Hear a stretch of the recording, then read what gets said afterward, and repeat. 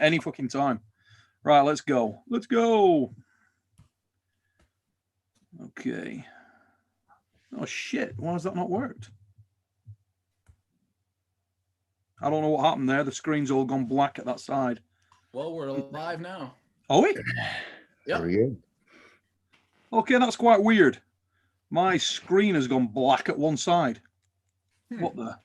Can you guys still see me? Yep. What the is going on there? 125 people just waiting for us to talk some nonsense. Yeah, quite weird. Just got a weird bloody... One side of the screen's gone black. Don't understand why. Slight technical. How the fuck has that happened? Right. You ever had this before, John or Ryan? What part of the screen? Like Just the whole side of the screen has gone black for no apparent the whole reason. side of the computer screen? Just browser hold up, screen? hold up Yeah. down for me. So let me You still try and move your drag leg? it. Ah, okay. Whoa, we're back. Right.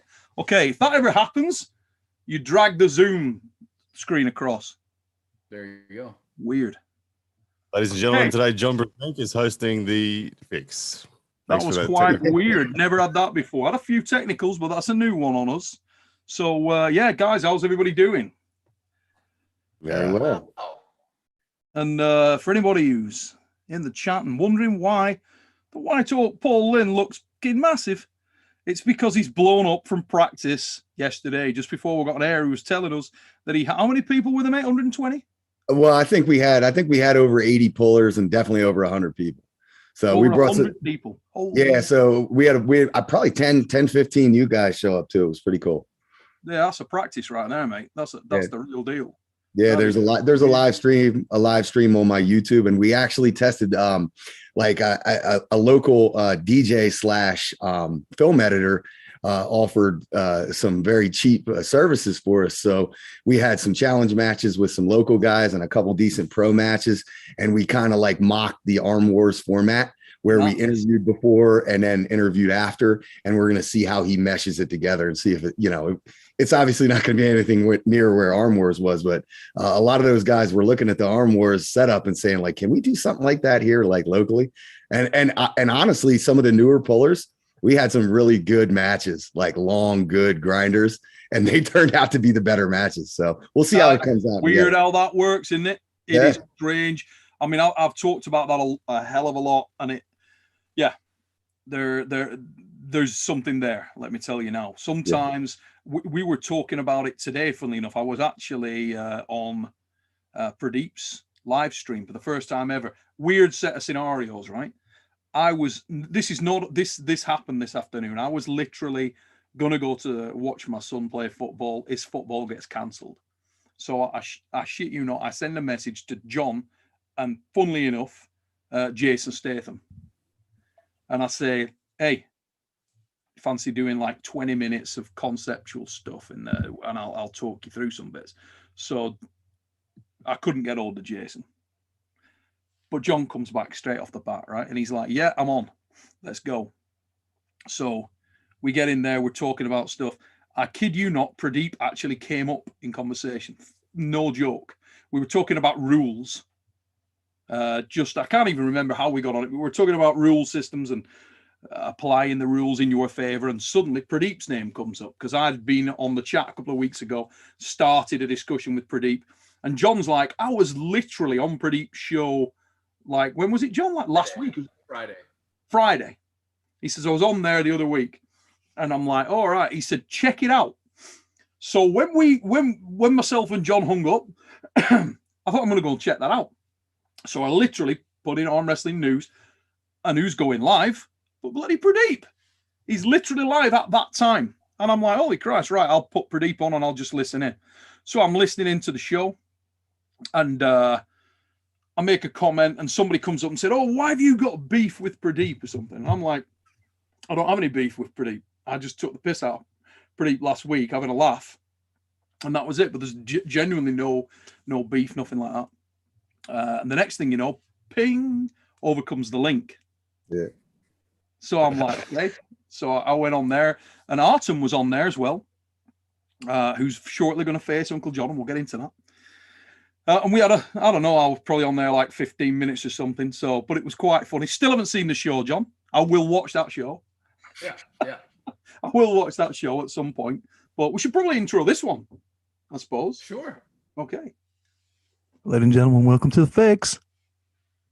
Yes, mother fluffers. It is show number 94. I'll just check that with the technical director. Rolly. Yes, A sir. bit green, right? Yep. Your skin looks a bit green there, right? I know. They're saying in the comments, right? There we go. It's better, yeah. Stand in How are you bed. all? He's Oh, come on this- Devon. Oh, hey. Whoa. I see it. The investment's yeah. coming, slowly building that studio.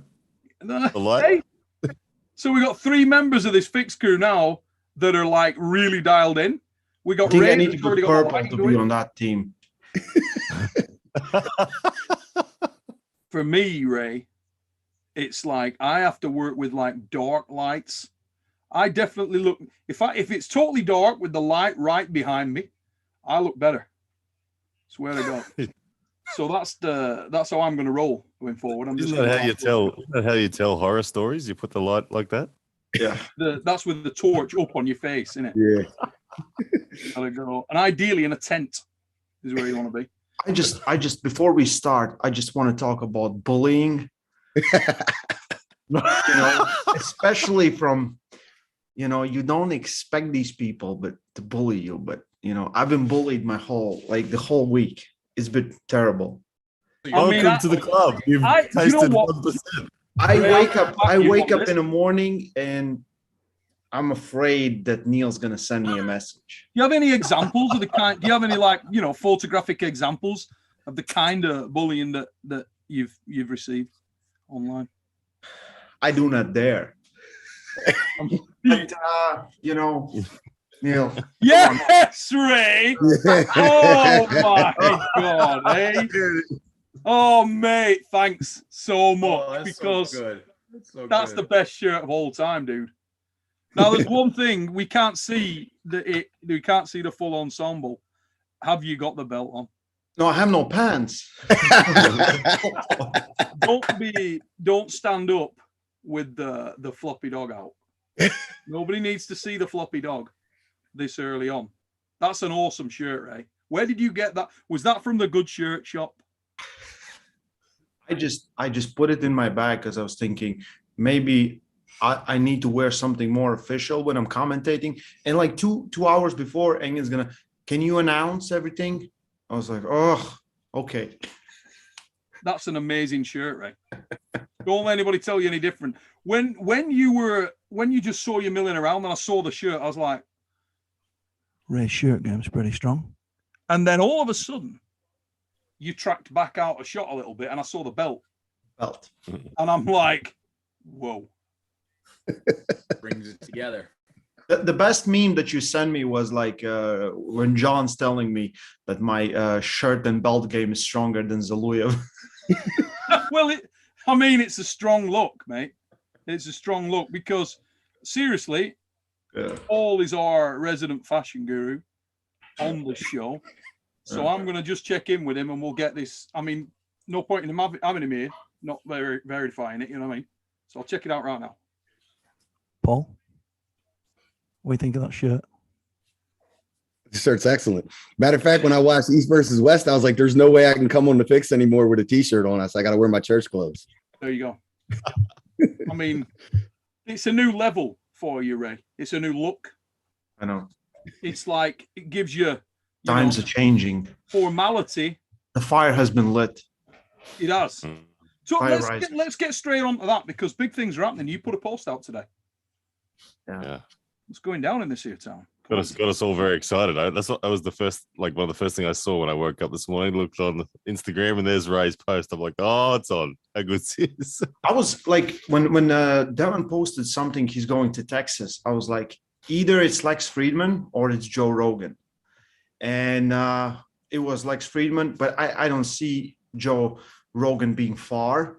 Just because what he said afterwards, he's like, well, I met this dude. He has big hands, world champ arm wrestler, all that. And he's like, and he's very intelligent. And he's very smart and very interesting to talk to. I'm like, we got you, bitch.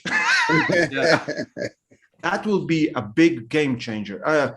Huge. I read some of the dumbest and stupidest comments they make, like under the post. Like everyone's like, imagine if Dennis would go on Joe Rogan, or imagine someone else there, or imagine the hands. Some guys have bigger hands. I'm like, you're missing the point. Mm-hmm. Devon is in that position because he's Devon Larratt, and the guy never like. I will never believe anyone telling me that he's doing something selfish. He's one of those guys that just wants the sport to be big. And he's in position where he just gets bigger, and he's kind of pulling us with him. We're not, it's not Devon Larratt, it's arm wrestling that's getting bigger. And I can't wait. It's just a matter of time. Perfect guy forward as well, because we were talking about this earlier on Pradeep's thing, and effectively, if you were going to pick a guy to go on something like that, you want some kind of draw, some kind of hook, and Devon's got so many. The fact that the guy was a special forces soldier, I mean, you know, it's like an episode of Boyzone in human form, isn't it? He's like, you know, you got a 6'5", 6'6" giant who was a special forces soldier who fought the mountain for real. You know, so many areas that are so appealing and so unusual. It's the guys who have that little element of weird but wonderful that are going to draw people in. It's like a human interest story. And Devon's got all of that knitted together. So the fact that he can articulate it as well as he can as well is just incredible. I mean, not being funny, Ray, but if you could by any chance get him in touch with the shop that made, I mean, if the elves that made that out of unicorn spunk are still, you know, around, you could maybe get that in Devon's size. So it's, you know, a bit bigger and with like really, really long sleeves. I don't see how the sport can fail. Yeah, it's, this was a serious conversation. Then it just goes there. Keep going. Oh, I mean it really. Seriously. I think I was thinking, why did Ryan crack up? And I saw the super chat, and I think he read the super chat. He's like, okay. Where's my professionalism? I will actually knock over these super chats really quick, so we'll just fire a few down. Let's have a look what we got. If there's something, it's not a really bad one, is it? Somebody warned me. Yeah, okay, so first super chat of the night. Thank you very much to Mason, Top Shagger. Mason, he's put, "G'day, gents." I'm assuming he's Aussie, or he's just a follower of the Bowen. And he's put, "Cheers to the best show in arm wrestling. What are the chances that Blue versus RVJ never happens? Feels like a cursed match." Yeah, can Ryan explain all that? Because I've been missing out. You were asleep last week. Or something. What were you going to say, John? You were going to say something, John. So I brought this up immediately when I heard when you announced it, Ryan. I'm like, look, we have to be very serious about this match because this is not the first time this match has fallen apart. Is it becoming a curse match? And then everybody was like, oh, it's going to be at King of the Table 4. Is it? Is it going to be at King of the Table 4? Or are we going to run into more problems? Right. All I can say is that my commitment to it is 100%. I really do want to conclude that story. I think it'd be a terrible shame to not conclude it. I can, like I said, happily publicly say that Core Sports wrote to me in capital letters the word, "This will happen at King of the Table 4." So I haven't spoken to Rob since he let me know that he couldn't pull King of the Table 3. He's kind of gone quiet on social media. I don't know what his personal circumstances are. He's off dealing with them. Wish him well. Well, I can sort of just make sure that everybody knows the legitimacy and the level of seriousness that is involved when somebody writes in capital letters. Because sometimes I will speak to my wife and I'll ask her something, and I will get up and I'll walk into the kitchen, and on the kitchen there'll be a small note, and it's usually well written, and in capital letters it says, "Fuck off, fatty." And I know that she meant it's that. very serious. She meant that shit. She meant that. So that's it. So we're relying on the integrity of the capital letters. That's basically what we're writing on. So we'll see. It's usually very serious in my experience. So we got a second super chat from Jared Theriault, and he's put, "What's your guys' opinion on Jerry versus Hermes. Do it. Let's make it happen. I think it's an that was the intriguing number match. one. With all the issues with the rankings, that's a whole other can of worms right now. But Jerry being absent from the top 10 was a big thing that I saw circulating around. Obviously, it's because he hasn't been active, but of course, Jerry is always a contender in my mind at this point for that top 10 spot. Yeah, Jerry's massively underrated. Jerry's got the freak factor. Weird style to pull against, very, very difficult. Jerry's always in the hunt. He's always right there. If that guy shows up ready and focused, he's a handful for a lot of dudes because you don't know what's coming and it's weird. So we got Juji Mugu with a super chat, and he's put Coach Ray's shirt would be perfect for Right Said Fred's Don't Talk Just Kiss music video from the 90s. And I do my little turn on the catwalk. Is that something you're familiar with, Ray? Right Said Fred? No, but I should Google it. How do you not know that song? You'll know it once you hear it. You just didn't recognize it by the name, I think. Just start unbuttoning and do this with your shoulders. There you go. You actually got that quite dialed in, I'm not going to lie. Turn on the catwalk. Not my first time. Oh, yeah, okay. Gotcha. Yeah, yeah, he knows, yeah. He knows now. No, he's got. Proving Astrology with a super chat. And he's put, Neil, would you consider setting up new international ranking system? If they don't consider WL matches, then the current rankings aren't legitimate. I can say in all sincerity that there is literally no chance that I will do that. No. I forgive you. I'm really sorry, mate. Proving Astrology, I can't do it, brother. I just don't have the time, the endeavor to put into that. It's not an area that I think it's fantastic that it ignites so much enthusiasm and passion from the people that are starting to follow the sport. But for me personally, it'd be a terrible investment of my time. It really would. I said today, and I'll say it again, right? I read a lot of comments about people's level, about how arm wrestlers are going to be able to beat this guy, beat that girl, do all this stuff about whose levels where. And I honestly wish that I was as certain about anything that a lot of these guys are about everything in terms of their assumptions on how matches go. And I just don't see arm wrestling that way. It's a combat sport. And my experience of combat sports is once you get to a level, if you get cracked, you get cracked. And there's a lot of really, really good arm wrestlers in the world. And there's more every week. And there's a lot of factors involved. We're all just normal people, and you have ups and you have downs. In my case, not as often as I'd like. You know what I'm saying? But I can honestly say, yeah, that's it, Ryan. You probably you're all right, so gingers, you know how they're all. But all I'm saying is that there are a lot of factors that can throw this thing wide open. So I don't see arm wrestling black and white. I see a lot of gray. And that's the reality of it. So the rankings vary. There are different rankings done by different people. The most recent ones I've seen were not that good from what I could see. There was a lot of flaws. The rankings are really just a pissing contest between fans. And it's like the fans it's their own version of being in the fight themselves. It's just if we're winning the social media meter on who's on top in the rankings, they feel good.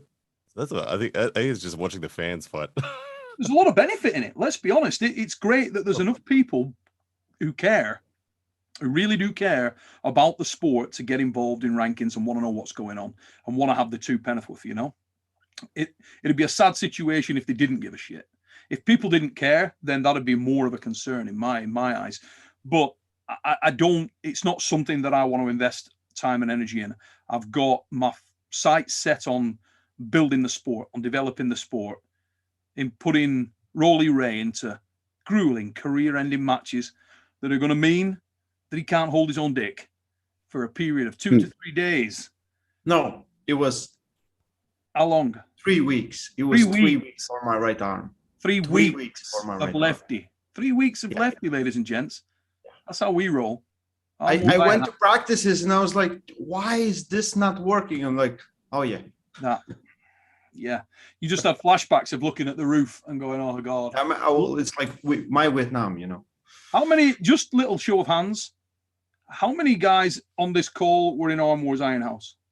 Competed in it? How many? Okay. And of those guys that competed in it, how many of those guys found themselves, no apparent reason, at some point in the day, led literally flat on their back, gasping for air, and wishing they could die? Okay.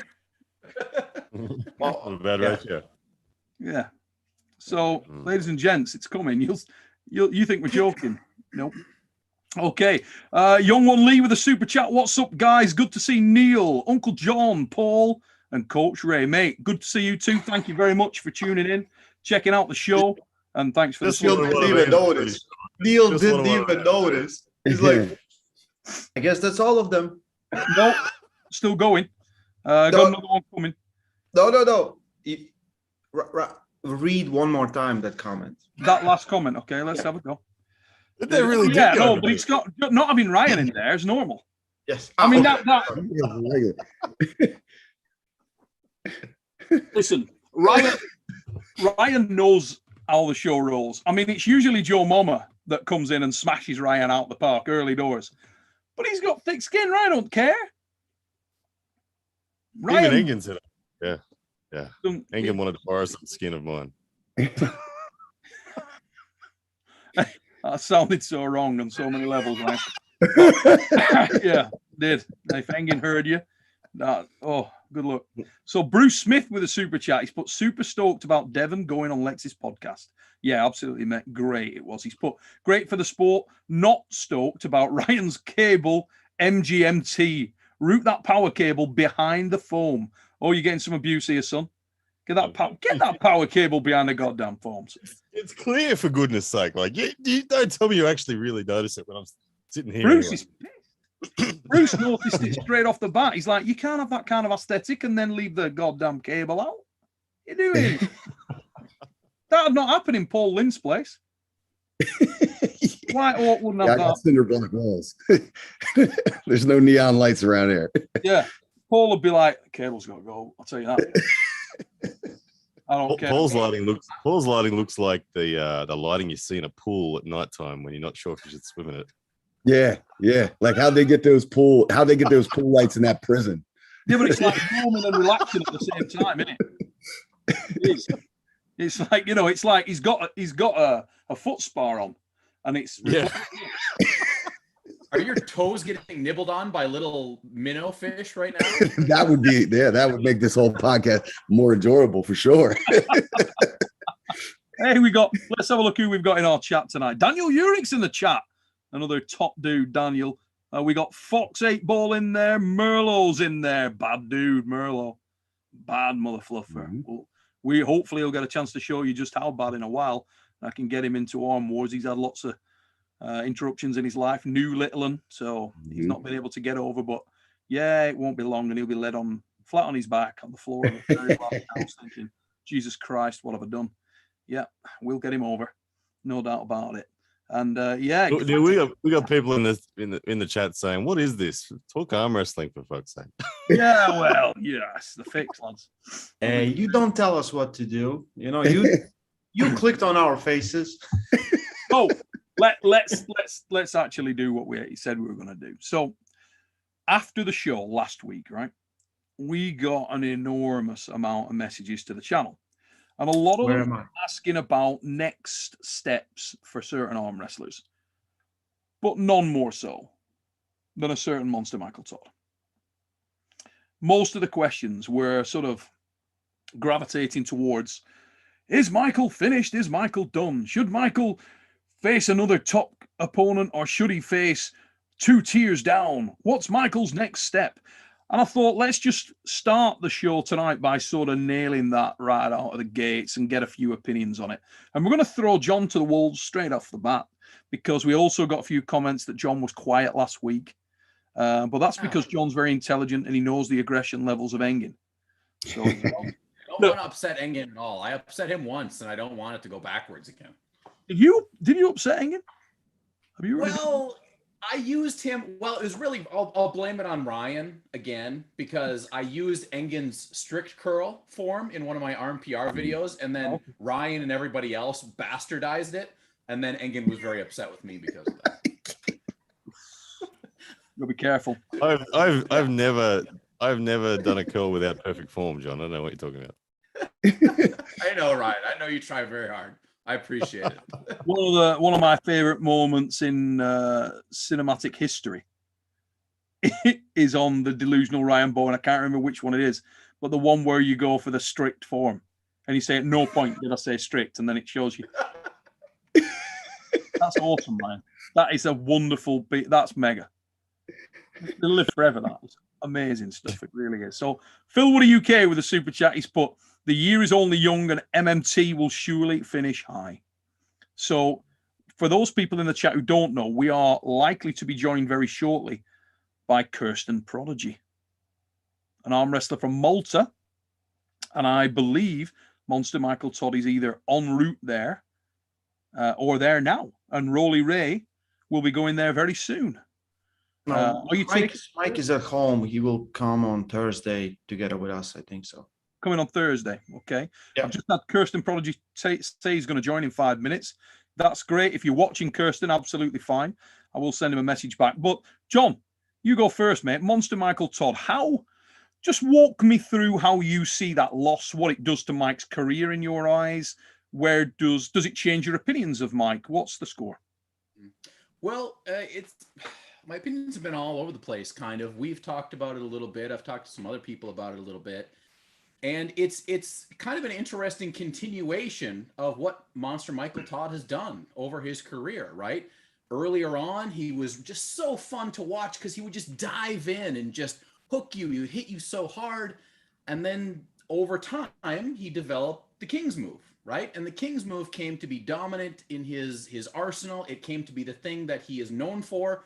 But starting all the way back, like the King's move, the really low King's move started to come up higher, started to morph, started to change a little bit.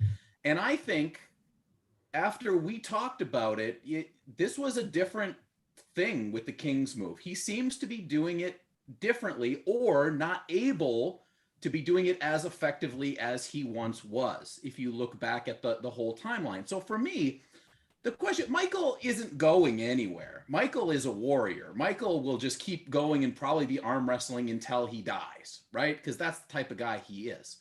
Now, the question is, where will he evolve to next? Because I think he has it in him to evolve again. He's evolved multiple times. He's evolved with rules.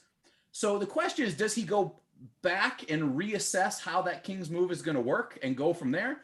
Or does he come back full circle? And is he, with his current injuries, able to do a higher standing, more typical approach to the table? That's what my big question is. What will that style look like? But Michael's not going anywhere. He'll be hanging and banging forever. So, Ray, same question, mate. How did you see it? I mean, you were there. You saw the situation. You spoke to Mike, I'm sure, probably after. How bad do you think it affects him? Who likes to lose? And I think Mike doesn't like to lose.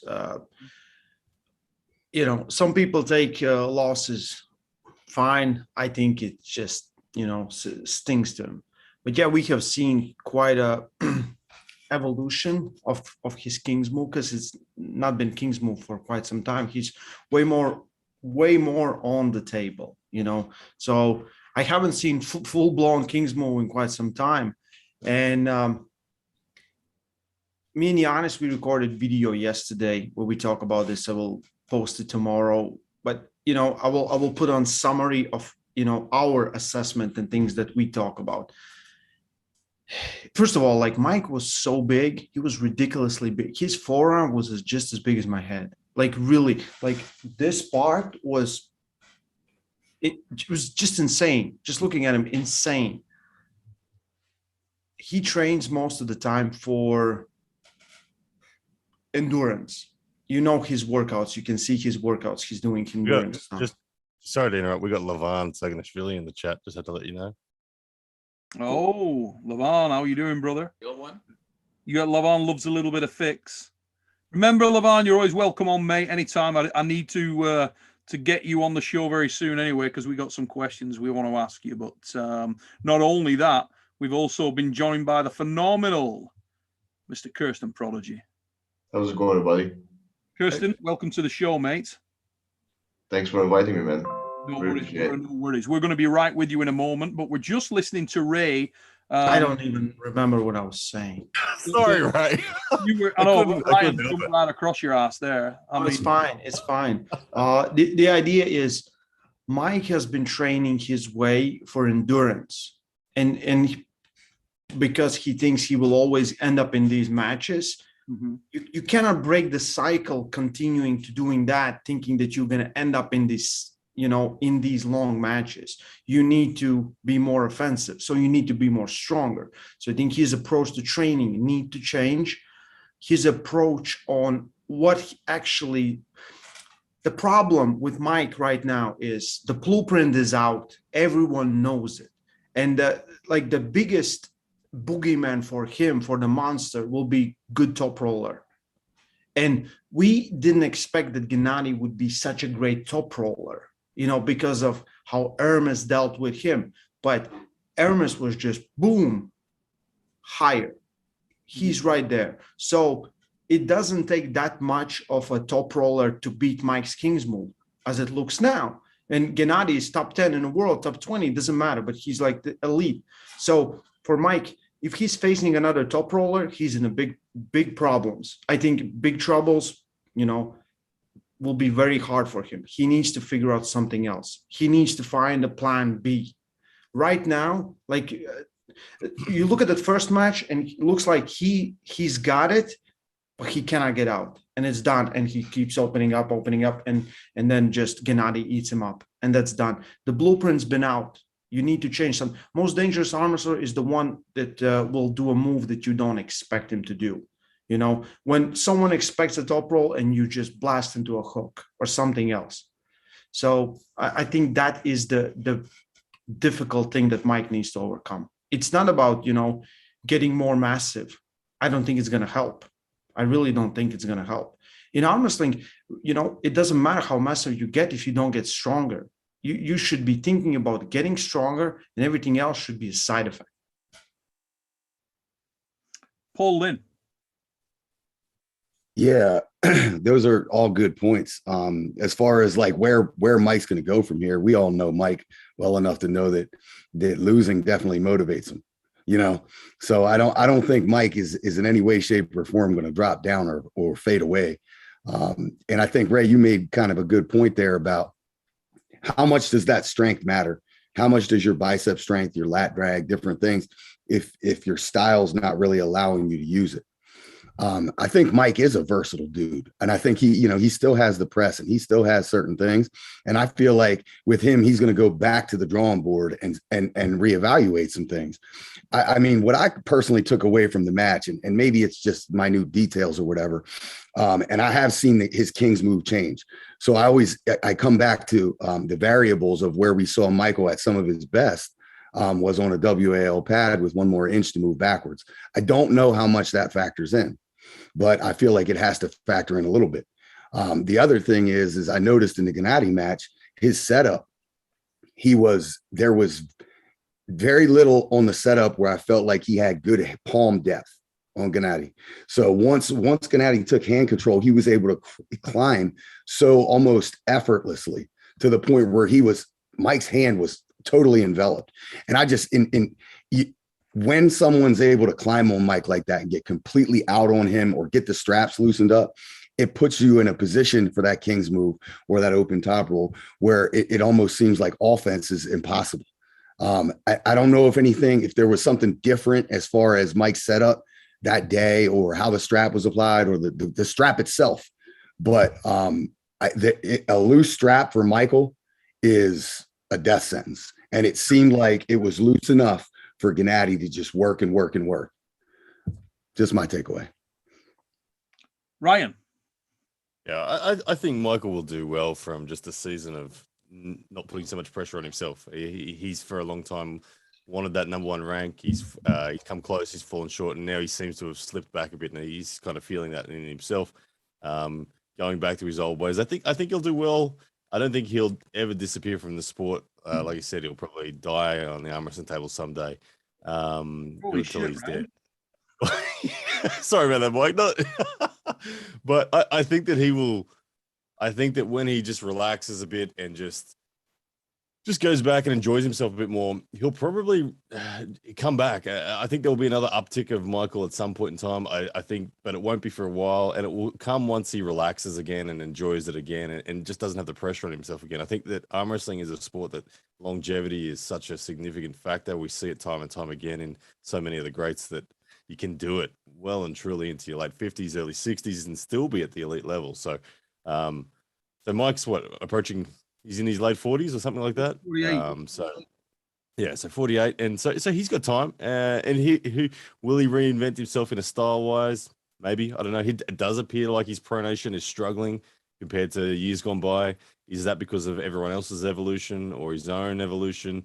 Because it's doubtful that Michael's gotten weaker. I mean, injuries happen and things like that do occur, but I think that the game's just evolving. Everyone's evolving in the way that they handle it. And like Ray said, the formula's out there now for how to disable Mike's defense and get around it and limit what he can do. But he loves the sport. He's obsessed with bettering himself. I don't think that Mike will fade away into obscurity. I think he'll always be relevant, and it wouldn't surprise me if we saw an uptick again in his performance over the next few years. I have a question for the group. Yeah. But yeah, like what Ryan said, like everyone here has losses. Everyone loses. No one quits because you just lost. It's ridiculous. People writing these comments. There's maybe like 20 people on the planet that actually can win against Michael Todd. So everyone should just, but remember before they set up a Devon versus Levin match, everyone's like, still the biggest threat is Todd. Do you guys still think that? No, not anymore. Well, I wanna sort of just pick up a little bit of what we've been talking about. My personal take on the whole Mike thing, and I think we're going to have a very, very interesting guest on in a moment to put his perspective on this as well. But my perspective on the whole thing with Mike is that I genuinely believe, moved away from doing what he does well. I think Mike takes a lot of criticism, and I think he takes it very much to heart. In fact, I know he does. And if you watch his journey heading into the last few matches, he had deviated and moved away from what he was doing very well. And I don't think he's doing it effectively anymore. 100%. And Mike is the kind of guy who everybody's got that degree of pride. And let's say, for example, who's a good example? Okay, I'm going to talk about a guy who is one of my favorite arm wrestlers in the world and one of the most endearing characters in the world, engaging, genuine characters in the sport, and that would be Rob Vigent Jr. And when I speak to Rob Vigent Jr., I'll say, mate, your hand and wrist is your optimum weapon. And Rob somehow takes offense in that.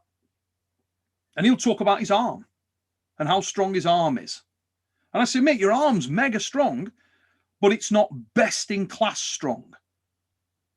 For example, Toddzilla, I believe, is best in class strong in the arm, but not in the hand and wrist. So it's horses for courses. Now, Michael was kind of the same in some ways, that he would take offense in not being able to do many other things at elite level, at the very highest level in the sport, right? And yet, a lot of that I can't help but think was because people would criticize him heavily for being the very best at what he does well, which was the King's move. He was the very best in the world at that. And I think deviating from that has cost him quite dearly. And I think he'd need to sort of retrace his steps a little bit. Now, we haven't heard from Kirsten yet. I want to just get Kirsten. You're a guy who's quite new to the sport, but what's your take on this whole thing? Well, I think that, as Coach Ray said, now everyone knows the blueprint of how to stop a King's move. Because at the beginning, everyone tried to press on the King's move, while the King's move does, what the King's move does is not it opens your wrist, it's you opening your own wrist when you try to press it or try to hook it. So I think as there were many good points here.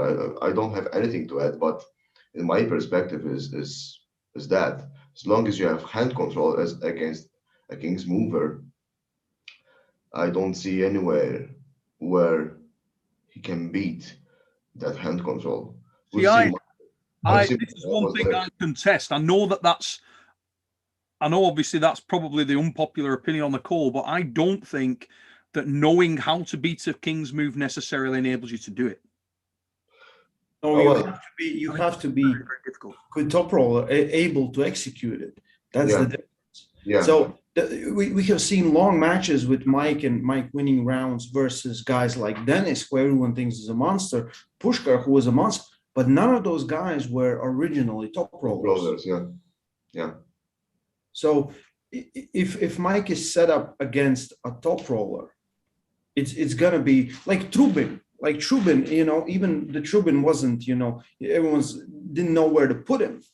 But he's beaten magnificent top rollers with the old King's move many times. Guys like Marcio Barboza, Devon Larratt. He has beaten these guys with that proficient King's move. Exactly, but all of those guys didn't follow the blueprint. Climb. Devon, Control and center, climb. Devon is the only person that had the chance to arm wrestle Michael Todd 3 times while in his King's move, not before he got the injury and then started with the King's move. So we've seen Devon win in 2011 and now. Why he lost at the WAL? Because he tried to press and hook. Hey. That's what I think. Indeed. I'm just joining the chat now, ladies and gents. Can you hear us yet, John? Yep, loud and clear. Good stuff. Dude, can you turn your phone What's up, champ? Oh, I got to turn my phone. Of course. So Hey, John. for anybody in the chat who's been living under a rock, ladies and gents, now joining the chat here on the Fix is the very best of us, the greatest arm wrestler of all time. And his name, if you don't know, is John Brzenk. John, welcome back to the USA, mate. You've just been out on another ass-kicking adventure. Yeah, no, it was a good little vacation, good fun. Istanbul was great. Then spent 3 days with Mr. Michael Todd and Ron Bath in Greece, and that was an adventure. It was fun, good times. And it's fair to say you did a bit of impressive arm wrestling while you're over there as well, mate. I mean, last time we talked on the phone, you told me you were old and knackered. Turns out that was a load of bullshit. I rolled in knackered. What? You said, dude, I'm too old for this shit. I can't do it. Oh, yeah, no, I'm coasting along. I mean, I got so big and strong for Devon, and then it was nice to be able to just rest and be super fresh and super strong from that attempt. That worked. So yeah, I don't know how long it'll last, but yeah, I felt pretty good going into that match. Now, Kirsten, obviously your first experience, I'm sure, meeting John in person, but for a guy who's just come into the sport, mate, like yourself and someone who's a little bit on a limb over in Malta, how much did you know about John Brzenk prior to that, and was it what you expected watching John pull live? Oh man, it was an honor being with John there, especially I was in his corner as well. Not much people had that opportunity apart from me and Chance Shaw. Yeah, I spent very good time there with amazing athletes, especially with John, and it was an honor being there. A guy from Malta who doesn't have that much experience in arm wrestling and still maintaining to go overseas and meet those amazing athletes. It's an amazing honor for me. Yeah, it's good to see you again. You have a super match coming up, right? Yeah, week, it's 2 weeks, in 6 days. 6 days. I knew it was coming up quick. You feeling good? Rested? Yeah, pretty. I'm good, but I'm not mentally prepared. I need to be. Yeah, don't stress over it. Just go in there calm and collected. That seems to be the best approach. The only thing that's worrying me is the shaking, you know. Yeah. Now, John, I'd love to ask you a question. As someone who has been to the top, you went for a break, and then you've come back and you're in a form that looks as good as ever. Where do you see Michael Todd in respect to he's seeming to like he's going to take a bit of a break or he's hit his peak? What advice do you have, or how do you see the story with Michael Todd and his levels for the future? I don't know. I don't know. You know, if Michael's gotten away from his main base. I mean, maybe he's a little more overconfident in his training and thinking that he's stronger than he was, and has gotten away from some of the techniques that he used to apply. I don't know what kind of advice to give to Michael. I mean, or maybe it's just the people are starting to understand the King's movement and analyze it, being able to pull it a little more smartly instead of trying to be so aggressive to pin it right away. There, I mean, Gennady pulled him really well. So, yeah, I mean. Yeah, I mean, he's got to maybe go back to the way his approach of maybe he's not as strong as, or it's not getting stronger and do everything that he can, like Devon's approach, just to, make sure every I is dotted and T's crossed. And hey, John, what's going on, man? All I see is you fiddling with stuff. I guess you're the default video that I get to look at while I'm talking. Oh, I'm so happy. I should be more appropriate here, and I don't know. Yeah, I have no idea how many guys are on this thing. I have no idea how many guys are here. You're lucky number 7, John. You're number 7. Number 7. When you sent me that message and we were on here, I'm like, when you said, I'm just chilling out having a beer, I'm like, not acceptable. Yeah, I'm drinking the hard stuff too. I'm drinking the IPA, so be easy on me. Keep the questions simple. Keep the questions really simple. Joking aside, right? What was really nice about the event over there? It was seeing your fluidity again, mate. You looked, when you first pulled with Chance and we were speaking on the phone, and I said that you could see at the moment you weren't back into your full running yet. You looked a different animal over there, mate. You looked like you were right back into it, really fluid. Yeah, well, I was trying too hard with Chance. I was trying too hard with Dimitri and even Paul Lynn. I mean, I found myself trying to just get that little jump and that edge, and it ended up kind of compromising my hand and wrist for all 3 of those super matches. So after Devon, I just decided, okay, he kind of, after him analyzing it and understanding and kind of going back and thinking, I'm being too aggressive going sideways instead of just protecting my own hand and wrist. So yeah, my approach with Haji was like, okay, just absorb and bow your wrist. Forget about trying to get any kind of position off the go, offensive position. It works way better when I have my wrist secured. I've got plenty of arm strength, and that was kind of the mess up on the first 3 super matches. Now, a couple of questions came up. But thank you.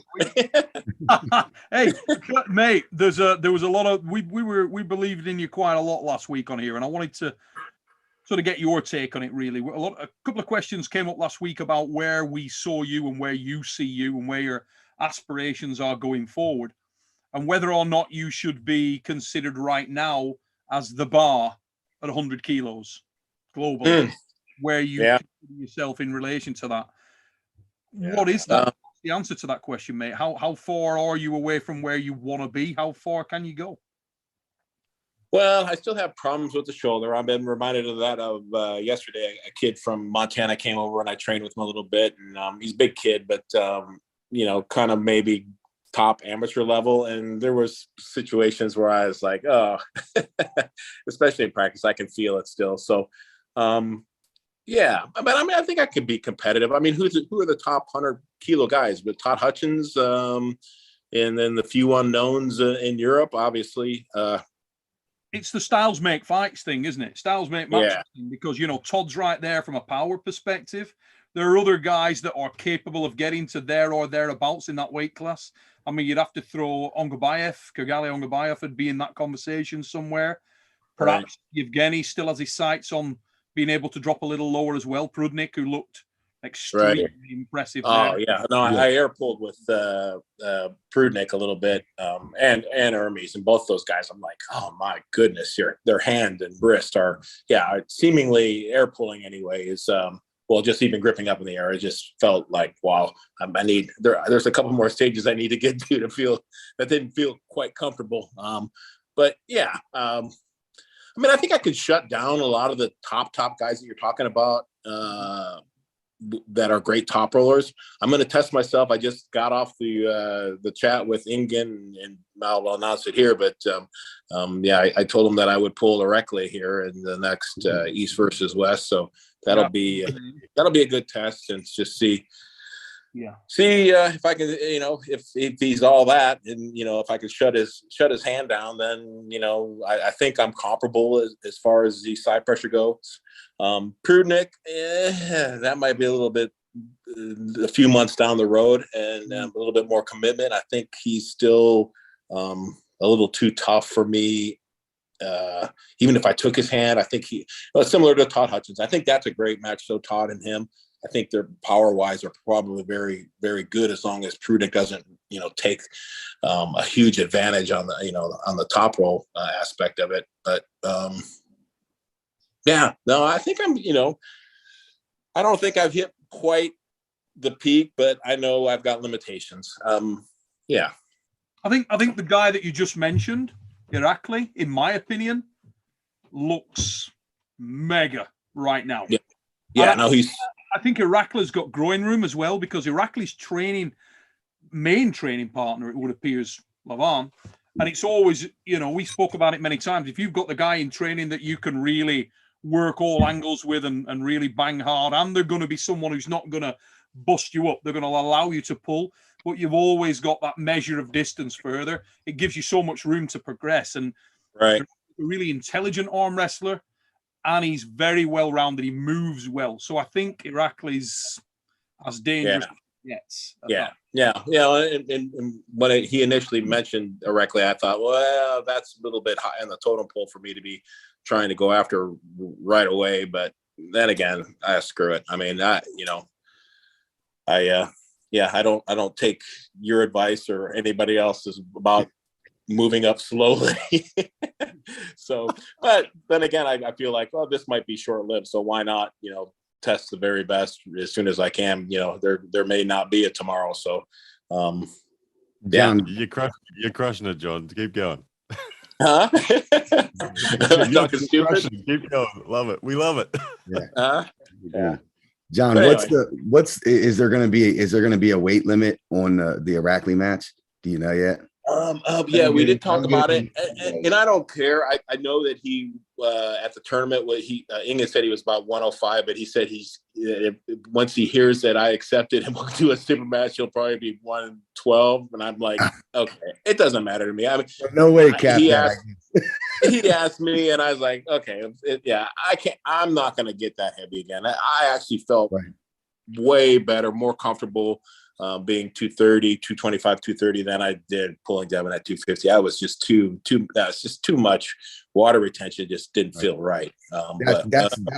That's what was kind of driving my question about, like, where you feel like your sweet spot is right now. You know, is it big or at your walk around? Yeah, I mean, I felt really good going into the just training wise. I could tell that I was strong, like after coming off of the Devon thing and cutting weight to get to 2.25. I could tell that, of course, I hardly did anything other than just cut weight. So I didn't do any, heavy training, but I could tell that I was like freaking really, really strong. So I think the key is for me to get big like that. I mean, I'm not sure how that's, if that's the normal preparation for most people, to just get huge and strong and then get back to kind of normal and then somewhat maintain that type of strength. But trying to get that extra big, is just not, it's not good in the moment. It might be good 3 weeks later, which I felt like it was really good for me 3 weeks later. But yeah, so I don't even know where that was going. What was that question anyway? I was just asking what the weight cap was and just trying to figure out. Yeah, weight cap. So yeah, I don't even know. I mean, I don't even know. I don't care. I just don't want to worry about having to worry about weight. I mean, if you're talking 100, I did mention to Ingen, let's make it at 107 just because 107 because I know Todd and Prudnick decided at 107, and a little, yeah. Well, I won't say anything other than that. I almost spilled some beans on another match. I love it. Keep talking. Yeah. So, but 107 is good as long as Todd and I are somewhat the same weight going into this thing. I think as long as we don't destroy each other weeks before that event, I think we're going to be good. So I said 107 is just fine with me too, which is an easy weight for me. Obviously that's a enhanced big weight for me. I weighed 102 at the Istanbul and felt great. So at this stage of your career, John, here's a question that I want to ask to tie Kirsten back into this a little bit because and Ryan actually, because Ryan's been down this road quite hard and I wanted to get your sort of opinions on it.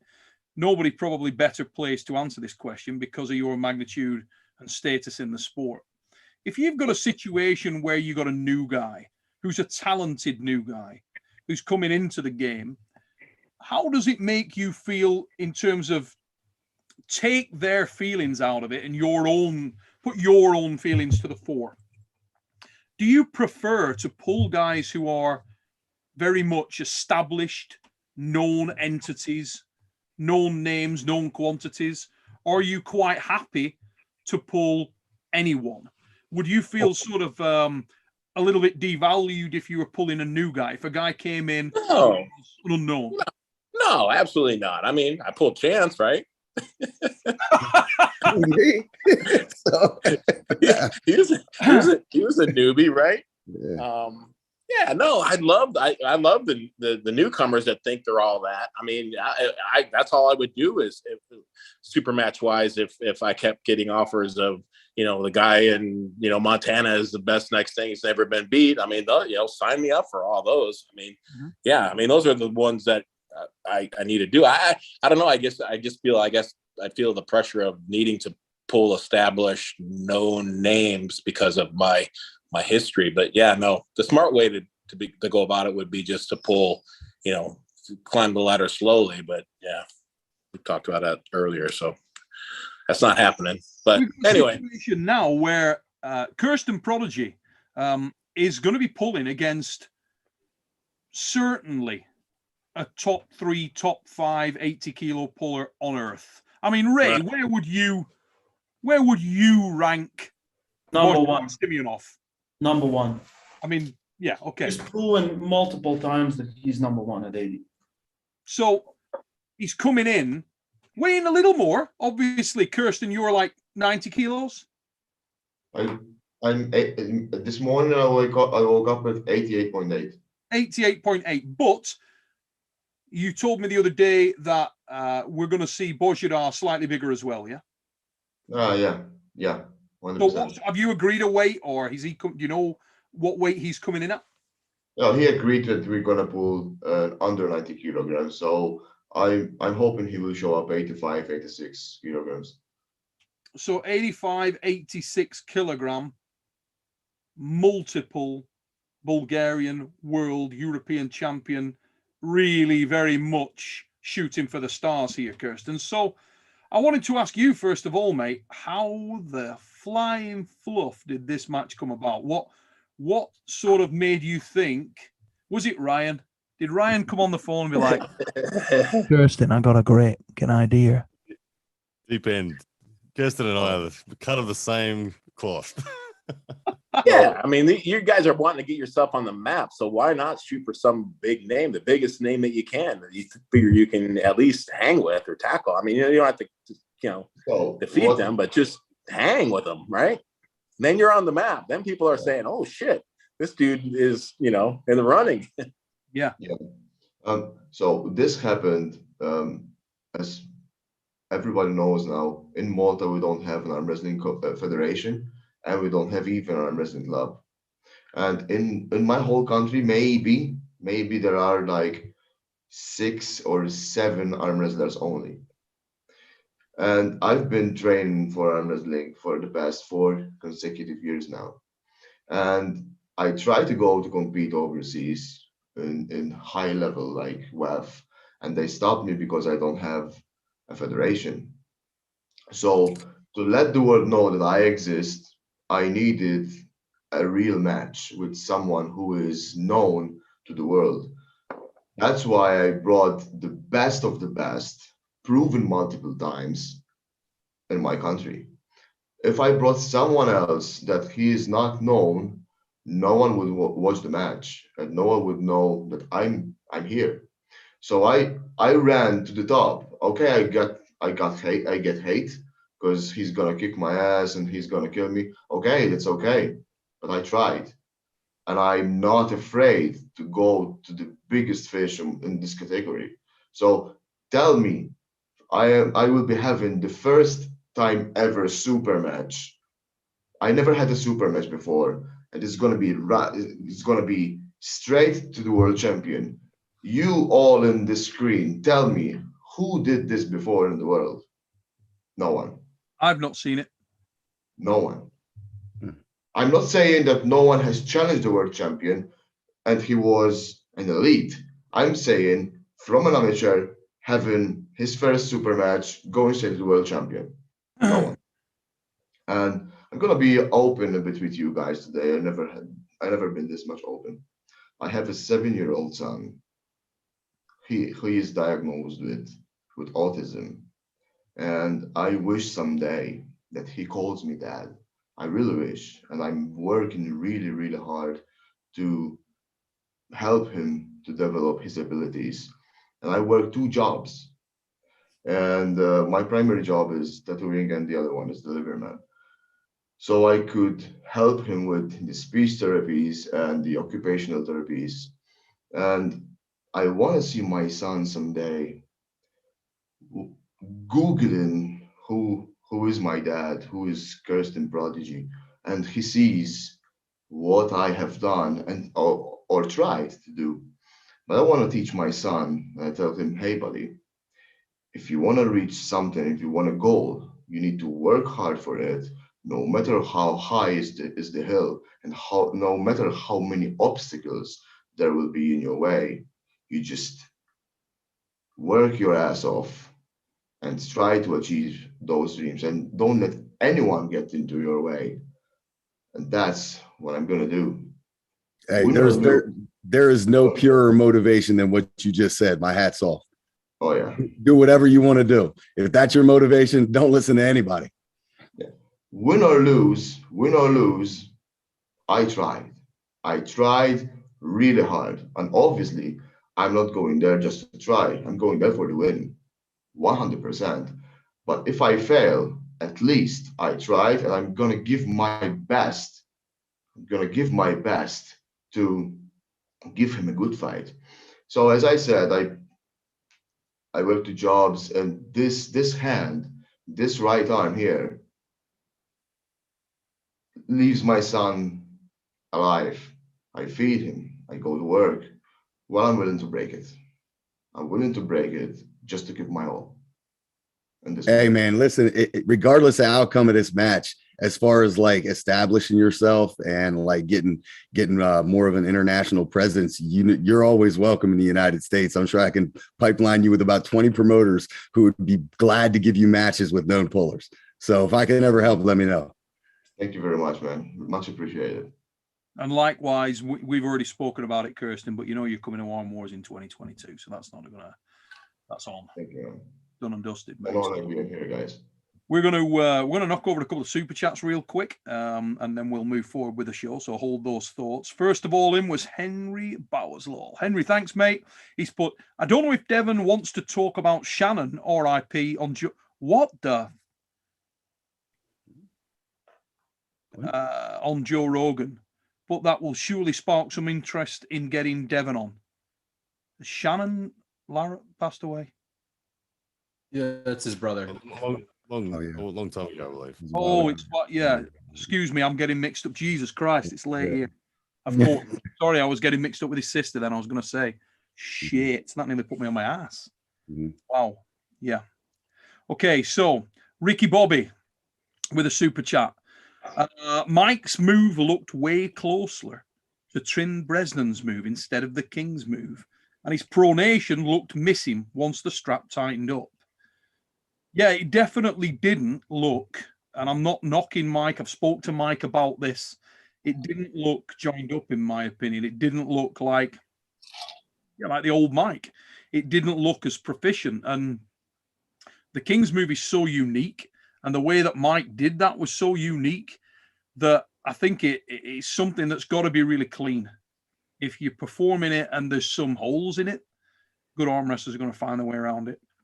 You know, and I do believe that's what happened. We'll see. Mike's a big lad. I'm sure he'll dust himself off. He gets really down on himself, but he'll dust himself off, and I've no doubt whatsoever that he'll come back. Everybody knows what it's like to get your ass handed to you. Well, nearly everybody, not so much John. But John's Are you kidding me? John has to go and pull a fucking giant to know what my ass handed to me by locals. What are you talking about? Yeah, not that I've seen, mate. Jesus Christ, I tried hard enough, never got near the bastard. So, Sap the Bee is in. Hey, there you go. Oh, John. He's in the house. You dude. Sap the Bee is in the chat. Hermes Translator, ISSA Fitness, on his live stream mentioned talks of Hermes versus Michael Todd next in an event coming up. Everyone's thoughts on who wins that. Me first. Go ahead, Ryan. Go ahead, Ryan. No way. You know, I like Michael Todd. I like the King's move, but Hermes is on another. In fact, something came across on YouTube. I think I don't know what I was watching, but they prompted me for an Hermes Prudnik match. I think it was Zloty Tour and 15 or 16, and they were both in the 86 kilo class. So it was a couple of little stick figures. And I mean, when he pulled Michael, I don't think he was much bigger than probably 90, 95 kilos. My lower forearm is his wrist. I mean, he's going to have good hand control, good cup control. And he's pulled with Mike before, so I think he kind of understands how to approach it.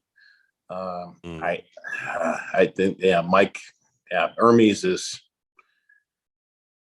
probably not a very good match for Mike, in my opinion. Realistically. Yeah. I think he's got the key. I think he's got the keys to that box. Yeah, it like you say, there's some styles that are difficult to deal with, and that is possibly one. It's been a while, Rolly Ray, since we've had one of the fixed cats on the show. Usually it's Rue. This is a different cat. And I've got to say, Ray, that with that shirt, you're blowing my mind. I can't see Ray. I haven't seen Ray yet. So Ray doesn't come up on my feed. I see Paul. He's too quiet. Ray's always muted. That's why. He's muted. Yeah. I'm not. You can only see us when we talk.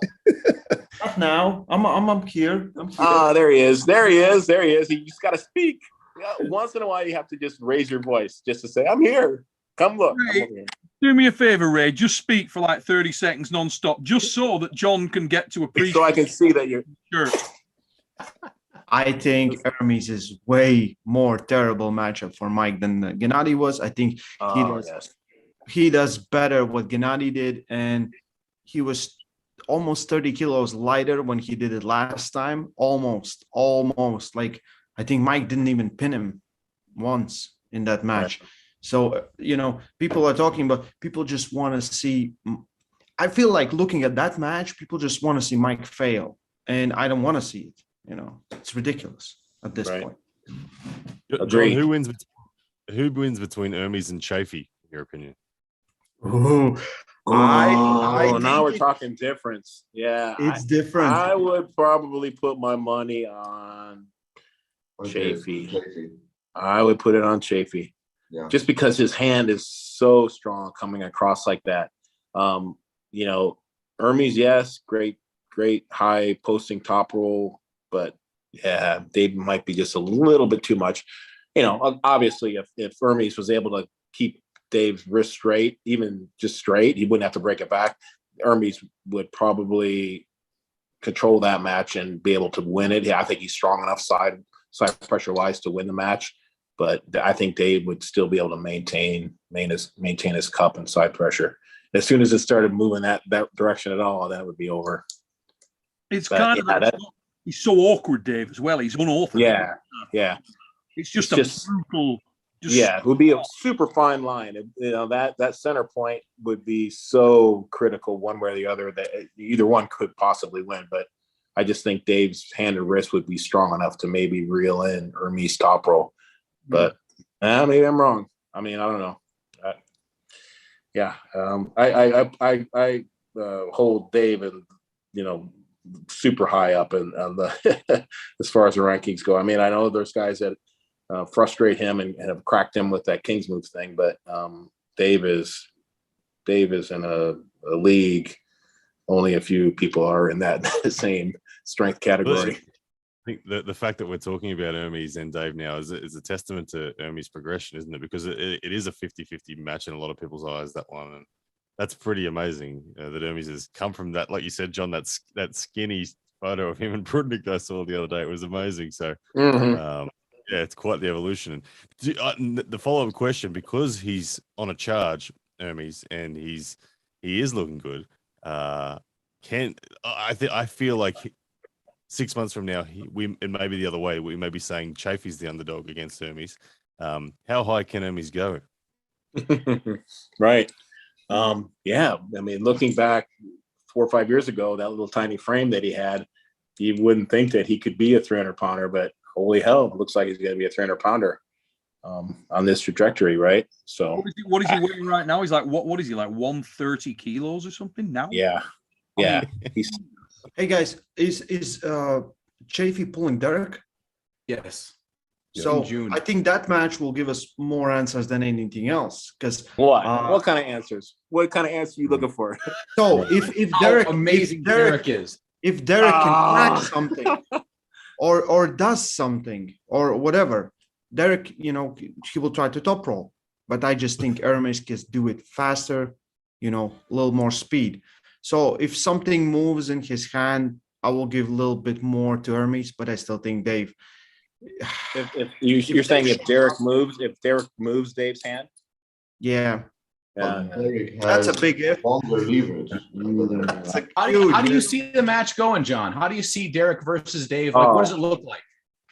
Oh, Dave just shuts him down and just sweeps him to the side. And if it's anything, even a little bit of hook, doesn't have to be a pure hook. I mean, I feel like if I cared about rankings, sign me up for Derek now.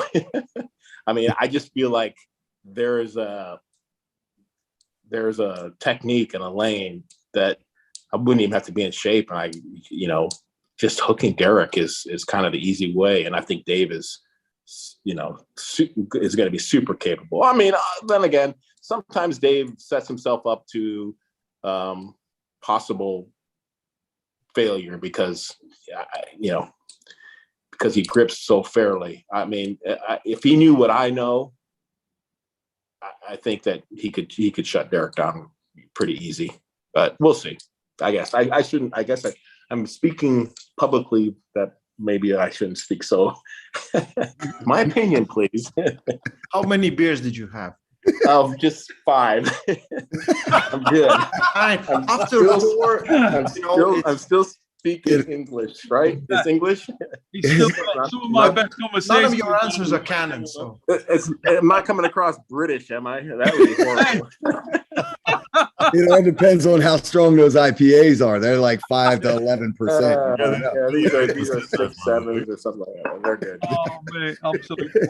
Let's knock over a couple of super chats real quick. So we got the king of super chats, the king of the modern era, Mr. Percolate 80 is in the chat, and he's put, "Hi all, I love Bojidar, but will always root for the underdog. Kirsten, I'm rooting for you, mate. Win, lose, doesn't matter. Just put up a good showing. You're a great human being, and we need more people like you in the world. Good luck, mate." Thank you very much, man. Thank you very much. The king of the super chats, Mr. Percolate 80. Thanks so much, as always, brother, for your support of the channel. Absolute legend, that lad. Really backs the channel hard. We'll knock over the rest of these super chats. We've got Alex Willett Arm Wrestling with a super chat. He's put Hermes versus Cadorette. The second time we've had that same question. And I'm going to put it your way, John, because you know both lads. And obviously, you've had massive experience of the freak factor that is Jerry. My memory of Jerry is 5, 6, 7 years old. And I mean, if Jerry's gotten better, which I have no reason to believe that he wouldn't get a little better. I always think that people are pretty much who they are. And even as much as they talk about how much better shape they are, that they're pretty much the same, same person. But yeah, I don't know. Hermes is so solid upper arm wise and strength that I just feel like even if he let Jerry get that flop in and top roll, I think that Hermes has enough power to take Jerry down. But Jerry's got that weird spot if Hermes isn't careful. Obviously, Hermes is never. Jerry's a unique arm wrestler. I mean, people. there's an not an easy way, but there is a easier way to beat Jerry than the normal, typical way that you would think that you should or need to arm wrestle. But I'm not sure Hermes knows that. So Hermes could possibly get into trouble. But I feel like Hermes would be explosive enough to make sure that Jerry didn't ever get behind his arm. It never got the offensive position. But yeah, I would bet my money on Hermes. But yeah, Jerry was from his nose against Todd Hutchings when he top rolled him. He couldn't pull him back. He couldn't pull him back. Say that again. Jerry was bleeding from his nose against Todd Hutchings when he top rolled him. Right. When Todd top rolled him. Yeah. Yeah. So imagine Hermes Gasparini with his top roll. I've got Jerry. Yeah, and I would bet my money on Hermes, but it would be, I wouldn't be surprised if Hermes got caught with this, in that position and then not having, because you need to really. If Jerry wins the center, and it's tough. That's for a bad day for Hermes. But if Hermes wins the center, it's a bad day for Jerry. Right, and I see Hermes is young and explosive, so I see no reason why he wouldn't get that at least. Yeah. I think we got a bet, Mr. Brzenk. Okay. How much? Not this British pound crap, right? You can't bet real money. We'll do like 2 liters of ice cream. How's that? All right. And you can choose the flavor. So let's knock over these super chats. We got F Nation 201, and he's put, it's simple. The sports competitors have moved up a level, and Michael Todd has stayed behind. Michael won't be at the top 5 elite level anymore. A lot of confidence in that statement. We will see. I'd like to see Mike take a step back, if I'm perfectly honest. He's continued. He's come back with another one straight off the back.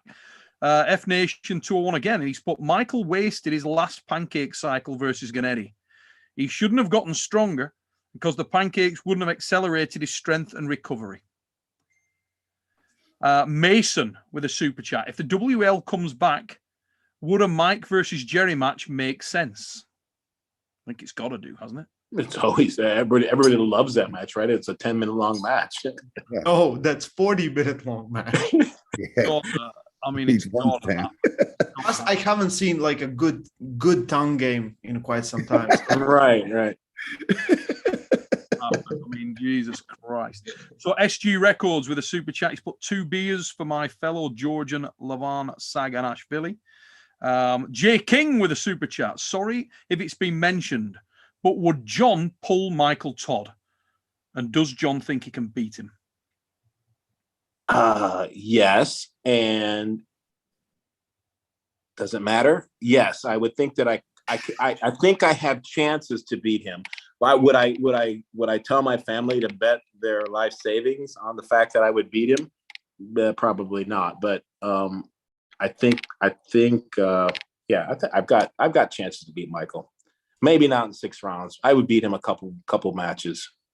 Well, I said that with Devon too. I fell short of that. Yeah, no, I think it's a good match. Who's the easier match Mike. for you? Who's the easier match for you if you're in full shape and everything's crisp? Do you think Michael's a much easier? I never could. Michael's much more satisfying. I mean, I would feel like I actually pulled hard and strong and was able to get in positions to, I would be fatigued and upset, and wore out and feel like I didn't play the chess game correctly if I lost to Mike. Devon just shut me down. I mean, just took it all away from me right from the get-go. I feel like I would have a much better chance against Michael than pulling even Devon again. I mean, I don't know what I would, We got a good super chat in from Henry Bowers. Lol. Henry's put beers equals mean goat. No, I pull so bad. I get flashed so easily when I've had a beer or two. In fact, I have a story of going to a small tournament in Utah and having a few drinks, thinking I'll be the shit, and the people are bragging about how good I was, and some local guy just flashed me. So it's not a good deal. That's funny, John, because when I first met you in out in Arizona, I asked you something about, hey, do you ever drink at tournaments like to loosen yourself up before to go? And you told me that story, and I was like, yeah, for a tournament. No, it's bad. It's bad. As bad as it is when I'm not drinking, it's worse. Yeah. NWUK1 with a super chat. NWUK1, thanks for your support, mates. But what a lineup. The GOAT of arm wrestling, the GOAT of the world's most powerful shirts, my fine fat self, and the GOAT of fashion. Oh, and Bowen and Uncle John. I love it. Tell you what. Well, Uncle John's been roping with me lately. So let's I don't want to change the subject, but what do y'all think about Devon and Lex Fridman? I mean, how amazing, right? Fucking it's awesome. like Pretty good. I didn't know who Lex Fridman was until I followed Joe Rogan and watched all Joe Rogan's podcasts. But when he posted that thing up of his buddy being asleep and had too much to drink, I started following Lex, and what an amazing individual. And I thought to myself, he's interviewing Devon. Yeah. Oh my goodness, poor Devon. John, you're next. You're next. I would be so intimidated. I would absolutely not do that. That guy's interviewed Elon Musk. I mean, holy criminy. Yeah, I mean, it's brilliant though. And they spent 10 minutes talking about you. So. Brilliant. So brilliant. I mean, I would just be like, You know what? Yeah, I bet you wouldn't. I bet you wouldn't. Oh, I would. You just take those IPAs with you. Yeah, take some beers. Mate, in that kind of informal setting, you'd be absolutely fine. I think you'd perform better in that kind of environment than you would under like a large stage with 10,000 people in an arena. Somewhere like that where you're just in a quiet environment. I think No. I'm too intimidated now after watching a lot of his podcasts because he's got some really deep thinkers, and it would just so intimidate me. Like he would ask some crazy 10-move question that I'm like, what? Where did that come from? Yeah. Like in chess, like, I'm on move, like I look forward maybe one move. You can't ask the 10-move question. Absolutely. Really? Hey, mate, if the sport continues to grow, the harsh reality of things is that you of all people, you'd need to get used to that. You really would, because my God, this sport ever takes. That was amazing. I thought that was pretty incredible. I thought that was. Wow. Joe Rogan is coming. I think it's just a matter of time. Yeah. I have a question for you, John. You mentioned before that you have a better chance to beat Michael than Devon. What if the weight limit is 100 kilos against Devon? I don't know if that matters so much. Devon, if he's strong and he can make things very uncomfortable for me. I don't know if strength was so much a factor with Devon. I didn't mind him being heavy. I just didn't feel comfortable where I could even begin to control the match and apply I felt like I could apply. So yeah, I'm not sure weight would make a difference. I mean, yes, of course it would make a little bit of a difference, but yeah, I don't know. Yeah, I'm not thinking about Devon until he beats Levon, and then I go after him. I'll be 400 pounds. John, with the form you're in right now and answering questions, can you expand on that Devon v Levon match? How do you see it? Yeah, do you think he has a chance to win? I think no. I believe that Devon has a chance. Watching him pull all of Texas and he just seems to be getting better and stronger. Yeah, and I just think that that he might get that stick on the bottom end. I mean that pronation, I won't call it King's move, but that spot. And if Levon can't quite finish it, then it's Devon's to win. I mean, so I can see where Devon could win that. I think Levon for sure is going to take Devon right to a centimeter of the pad. So it's gonna depend on the table, the rules, and how much Levon is educated on conserving energy and all the tactics that come along with Devon. So you're saying there's going to be an endurance factor, right? Oh, Devon's going to make it for sure an endurance thing, right? What if Devon shows up heavier and he loses endurance? Oh, well, he's still, even if Devon loses, a ton of endurance, he's still going to be better. In my thoughts, okay, I'm new to arm wrestling, but in my thoughts, let's say Levon weighs 170 kilograms, right? And let's say Devon will reach 170 kilos as well, so they will be even, okay? Still, it's new for Devon to handle that amount of weight and how to control his body while Levon has been doing it for so long. Right. Because still it's going to be a bit hard for Devon, no? Yeah. Yeah, the incredible thing with Levon, and I'm still not completely sold that he's got tremendous arm strength, that he's got crazy cupping strength, and that's what's going to shut down Devon's sticking, his latest and greatest, stick. So, yeah. Hey guys, I got to drop. I got a call at the top of the hour, so I just wanted. I got to leave too. Yeah, just wanted to sign out. Hey, Kirsten, it's good great meeting you, man. Great meeting you. Always a pleasure, John. The rest of you guys, I'll catch you on the greasy side. Lads, thank you very much for taking the time and for dropping into the show. Good to see you all. And bye. See you next time. Cheers. So, John, you got a match coming up. Let's have a little roundup before we do jump off here. You got a match coming up in Norway, and it's quite a big match. Obviously, you're facing the Enigma of Rage, Engin Terzi. Mm-hmm. How big of a threat is Engin? Yeah, he's a threat, but I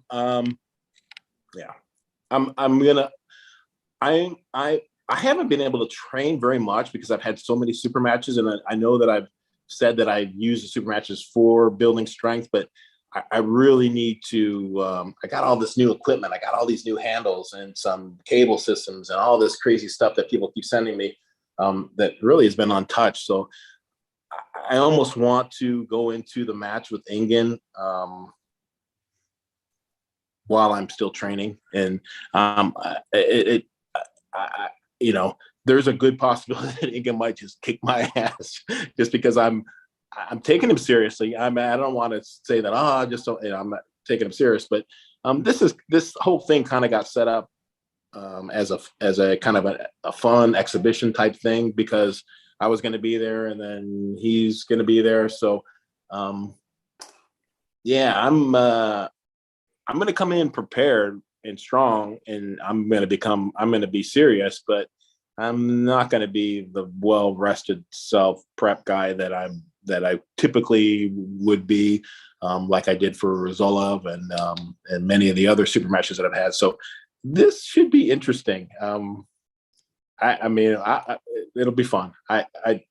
I'm taking it serious, but I'm gonna put my nose to the grindstone and train hard and train right up probably a week before the match with Engin. So we'll see if how that all turns out. When are you leaving, mate? When do you leave? So the match is on, I think the 18th, I think. 18th, 19th. So I think I'm going to leave on the 15th. So a few days before, 3-4 days before. Nice. We just had a message for you here, John, as well. Levon Sagamach Village just sent me a PM.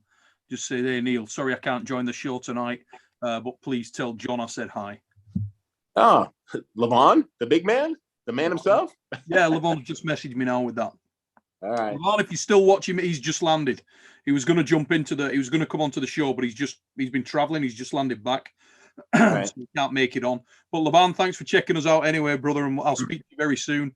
And yeah, I just did as you asked, mate. John now knows you gave him greetings on there, mate. Hope you're good and get some rest. But Kirsten Prodigy, your match with Bojidar is 6 days away. You on the wind down now? No more training, just mental prep, yeah? Just I need to be prepared. My arm feels good. I don't have pain. I'm ready. Physically, I'm ready. Mentally, I need to work a bit more on my mind. And you do know that somewhere in deepest, darkest Brisbane, that Ryan Bowen is going to be watching this match very carefully, because he has now got himself, what are you, like 95% confirmed, Ryan, that you're going to be pulling Bodgy? Just waiting for the visa approval. It's submitted, and we're just waiting for that green light to come back, and then that'll be on as well. So I'll be watching very closely. At least it's confirmed that I will have one viewer, you know? There'll be a couple. Yeah, I can't wait. I mean, just like Kirsten, just for the record, Kirsten, we've agreed, as Kirsten knows, but everyone else may not know. If Kirsten beats Bojidar, then we're kicking Bojidar off the plane, and Kirsten's taking his place. He's going to come over instead. Yeah. Fair enough. But it's a huge. Sorry, you carry on. You're good. I was just gonna say it's a huge opportunity for me. I've been waiting for over 2.5 years now to just get a international match, just to get an update outside of Australia. So Bojidar is a very nice opportunity for that. He's a hook puller. I've evolved into a hook puller. I think this match will go straight hook on hook, and we'll just find out who's stronger. It's going to be. You would categorize yourself as more of a hook puller than a top rope. I've become more of a hook puller now. I really have. It's been I never would have guessed that I would have ended up here, but it's where my ace is now. I've seen a video of you today, Ryan. Did you hurt it yourself in the collateral ligament? Yeah. Just training a couple of days ago, I got a bit of a pop in the elbow, so I'm getting it treated and taking every supplement under the sun that'll help with. Do you think you will be ready in 2 weeks' time? Look, I have to be. I don't know. You go inside with Bojidar, you might have problems. Oh well, yeah. That's where I'm going. Oh, mental games. You're gonna have problems, Brian. So, guys, guess who's in the chat here? It's my old mate. Engin, the Enigma of Rage Tears. Hey, get this. He's put, I tear bicep and just experienced heavy COVID. hey, it goes on. I go there with 3 weeks training. This is good. But he would beat me even if I was in great shape. There will be a 15-kilo weight difference as well. Yeah. Mega, it's all. I'm taking all that into consideration, and I'm. Let's go. Yeah, I'm gonna. We're gonna have fun. It's gonna be fun. I'm gonna get I'm gonna get a. If nothing else, I'm gonna get a great workout from Engin. Great training session. I'm letting it go. I'm going till numbness. Absolutely ridiculous. I think it's a great match for the fans. We're going to get into that in a minute. I'm just going to knock over these super chats real quick because they've been backing up. Matt Tickle My Limits Larratt, top dude with a super chat. He's put so many beasts on one show tonight. Much love, guys. Mate, thank you very much for your support. Really appreciate it. We got SG Records. And he actually put John. Levon says hello. SG Records doing some good stuff. I've seen him putting some little epic clips out as well recently. He did one of Devon the other day, which was absolutely stunning, tremendous stuff. So NWUK1 with a super chat. He's put legends on the live and legends in the chat. Hi, Engin. Yeah, Engin is there. I actually sent the link to Engin, but he bottled out. Engin is knackered. It's about 2 a.m. or something over there. and he couldn't get on the show. But I'll try and catch up with Engin. You know what? Everybody in the chat, tell me how you'd like this. I want to get an In the Presence of Greatness special in the next week. During this. So I'm not able to do a super chat, Neil, but I want to ask Ryan how it was possible that he scared RBJ to disappear and run. Oh, why would you do this? right at the end of the show. Oh my God! Why did you almost made it? Huh? We almost made it. I'm trying to be so. I didn't know you scared him that bad until just a couple days ago. And what did you do or say? This is serious. Oh. Joking aside, I know I'm not going to discuss details, but I know that the situation with Rob is more serious. Oh, yeah. Okay. And it is nothing to do with Ryan. It's to do. It's not like Beer Man that decided to have COVID the week before he had or day before he had to pull Schoolboy. Yeah, well, I think that's got to happen, hasn't it? That match, it's got to happen now. I mean, no, that's never going to happen. It was just a big promo thing, right? Is he in the chat? This is awesome. You should come on more often, Pissed. I love you, Drunk. This is ace. It's like Ray when he comes on. Well, that's just the way I felt about it. I'm like, are you kidding me? You got COVID. You did, 5 days before. Why would you even test? I mean, unless you had symptoms, I guess maybe. I just thought out. You got to, haven't you? You got. Don't you have to have a negative test like a day before or something? A day before, a couple of days before. How did you know 5-6 days before you had COVID you can't make it?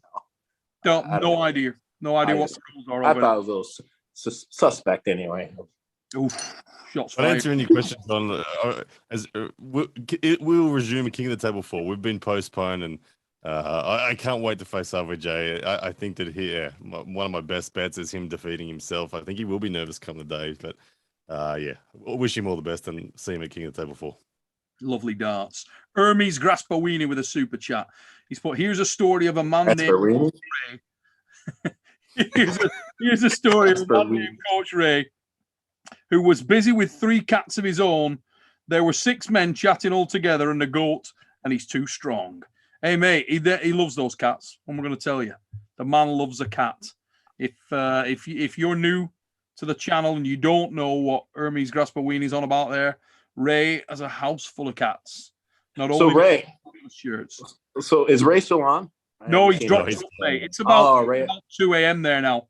Oh, okay. AM or something. So he's had to do one.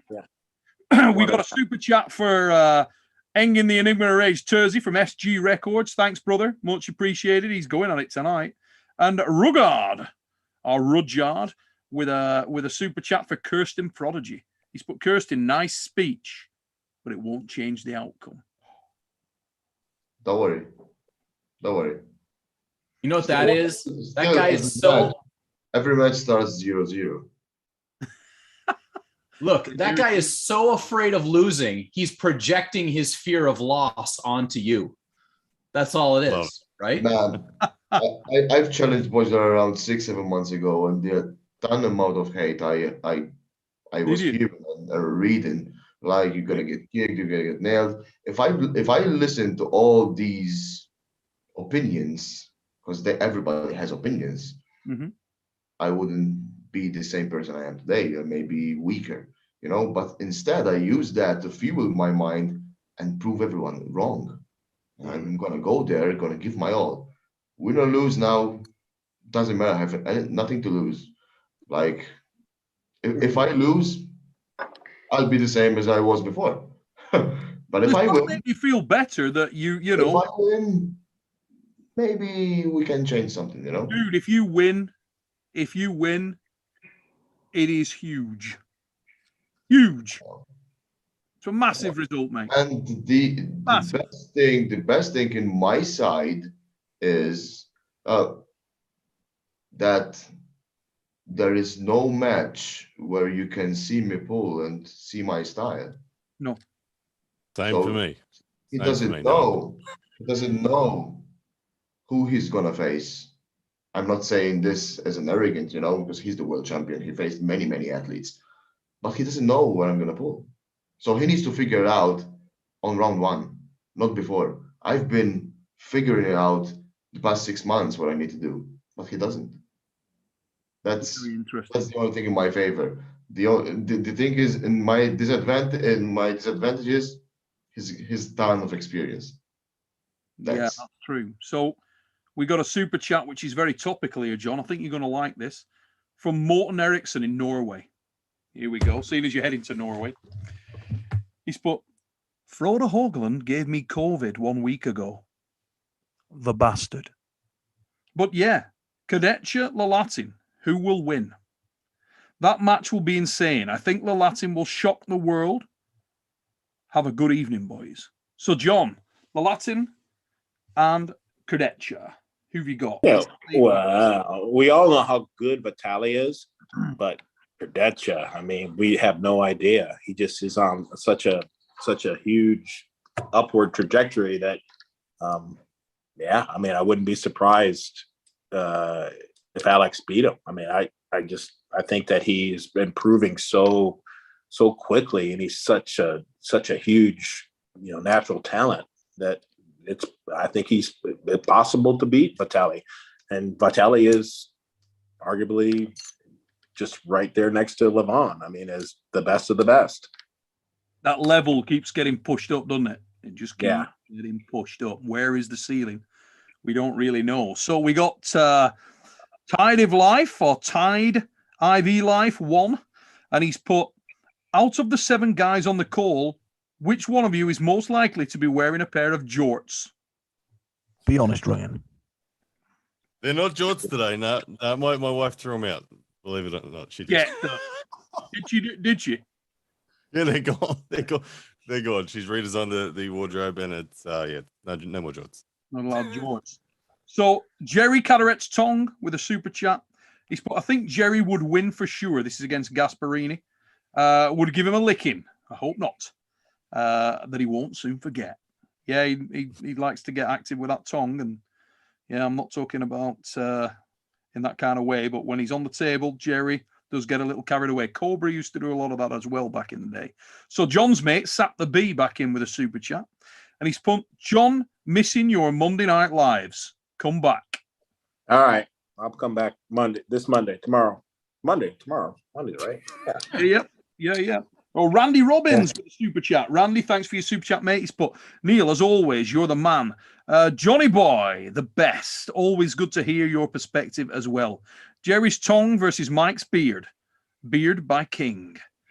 Yeah, I think that match is coming, mate. That match will happen. There's no doubt about it. Whether or not the WL returns, I cannot imagine that there's not another meeting between Jerry and Mike. It's going to happen. Yeah, I mean, it's a great match to gamble on, right? Because you get to sweat it out for like 10 minutes or 15 minutes.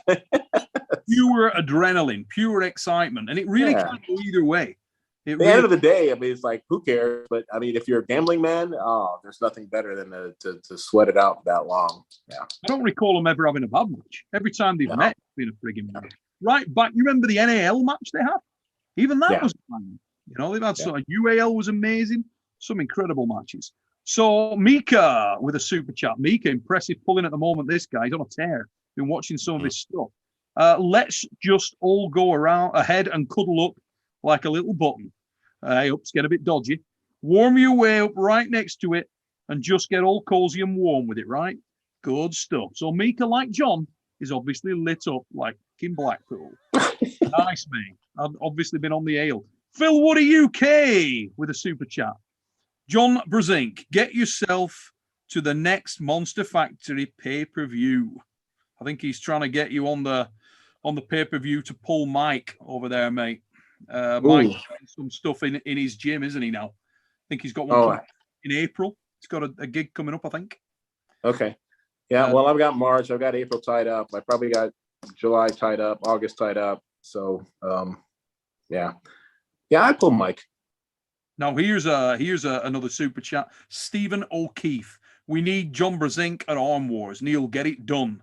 Work some magic. Yeah, myself and John have spoken a little bit about that. If for no other reason than to document John and document John's character a little bit in a match, I'd like to see that happen. We'll have a chat about that. John has watched a couple of the Arm Wars films that we're putting together. I think it would be amazing. I think it's very, very important, though, that we pick the right opponent. I think that's critically important, never more so than with where John's involved, if I'm perfectly honest. It's got to be the right guy, not some friggin', and I mean this with the greatest of respect, John, but not necessarily pulling some 350-pound giant. I think it's got to be a good arm wrestler, but a legitimate match where we see John be able to do what he does. And that would be a much better scenario in my idea. Sap the B with a super chat. Jerry's tongue will slurp out Hermes Graspawini. Jerry will choke it out, but Hermes will win. So, yeah, be interesting. That's a match that I think is right in the balance. Jerry and Hermes, I think, both have the capability to beat one another, and I think that wouldn't be a sweep either way. I really believe that could be a very exciting match. Stephen Pena with a super chat. How do you guys feel about core sports taking over the world? They're bringing the super matches everyone wants to see. And what's John's opinion on Vitaly versus Alex? We've literally just heard it, brother. But yeah, core sports are obviously doing great stuff. They're putting on a lot of amazing matches, and I think John might know a few more than we do, from what I could gather there. So I mean, they're the ones that have just been the first to figure out the pay-per-view. I mean, and organize that. I mean, it's a little bit complicated. Have you even figured that out? Got that all ironed out yet, Neil? I mean, it seems to be more complicated than I guess it should be. But yeah, I think we've got a really, really, really strong option for lives, which could be coming up. To sort of answer the first part of that question, I think it's great that core sports are doing what they're doing. I think it's fantastic. They're doing anything that injects that much venom into the game, I think is perfect. From an Arm Wars perspective, we will be doing some live stuff like that, but we're doing things a little bit different. Myself and John have spoken about this many times. I've sort of been down that road so many times, doing the sort of short-termist stuff. I want to try and leave legacy now, where, for example, with John, with Engin, with guys like that, there isn't a long time left for these guys. I mean, for you, what? You know, you're. I mean, people will be impressed with what you do now, but with the greatest of respect, what you do now pales into insignificance to what you've done.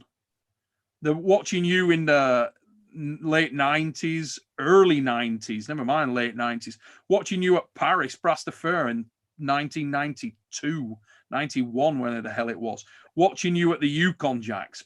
I mean, you know, I'll never forget your performance at the Yukon Jack New York.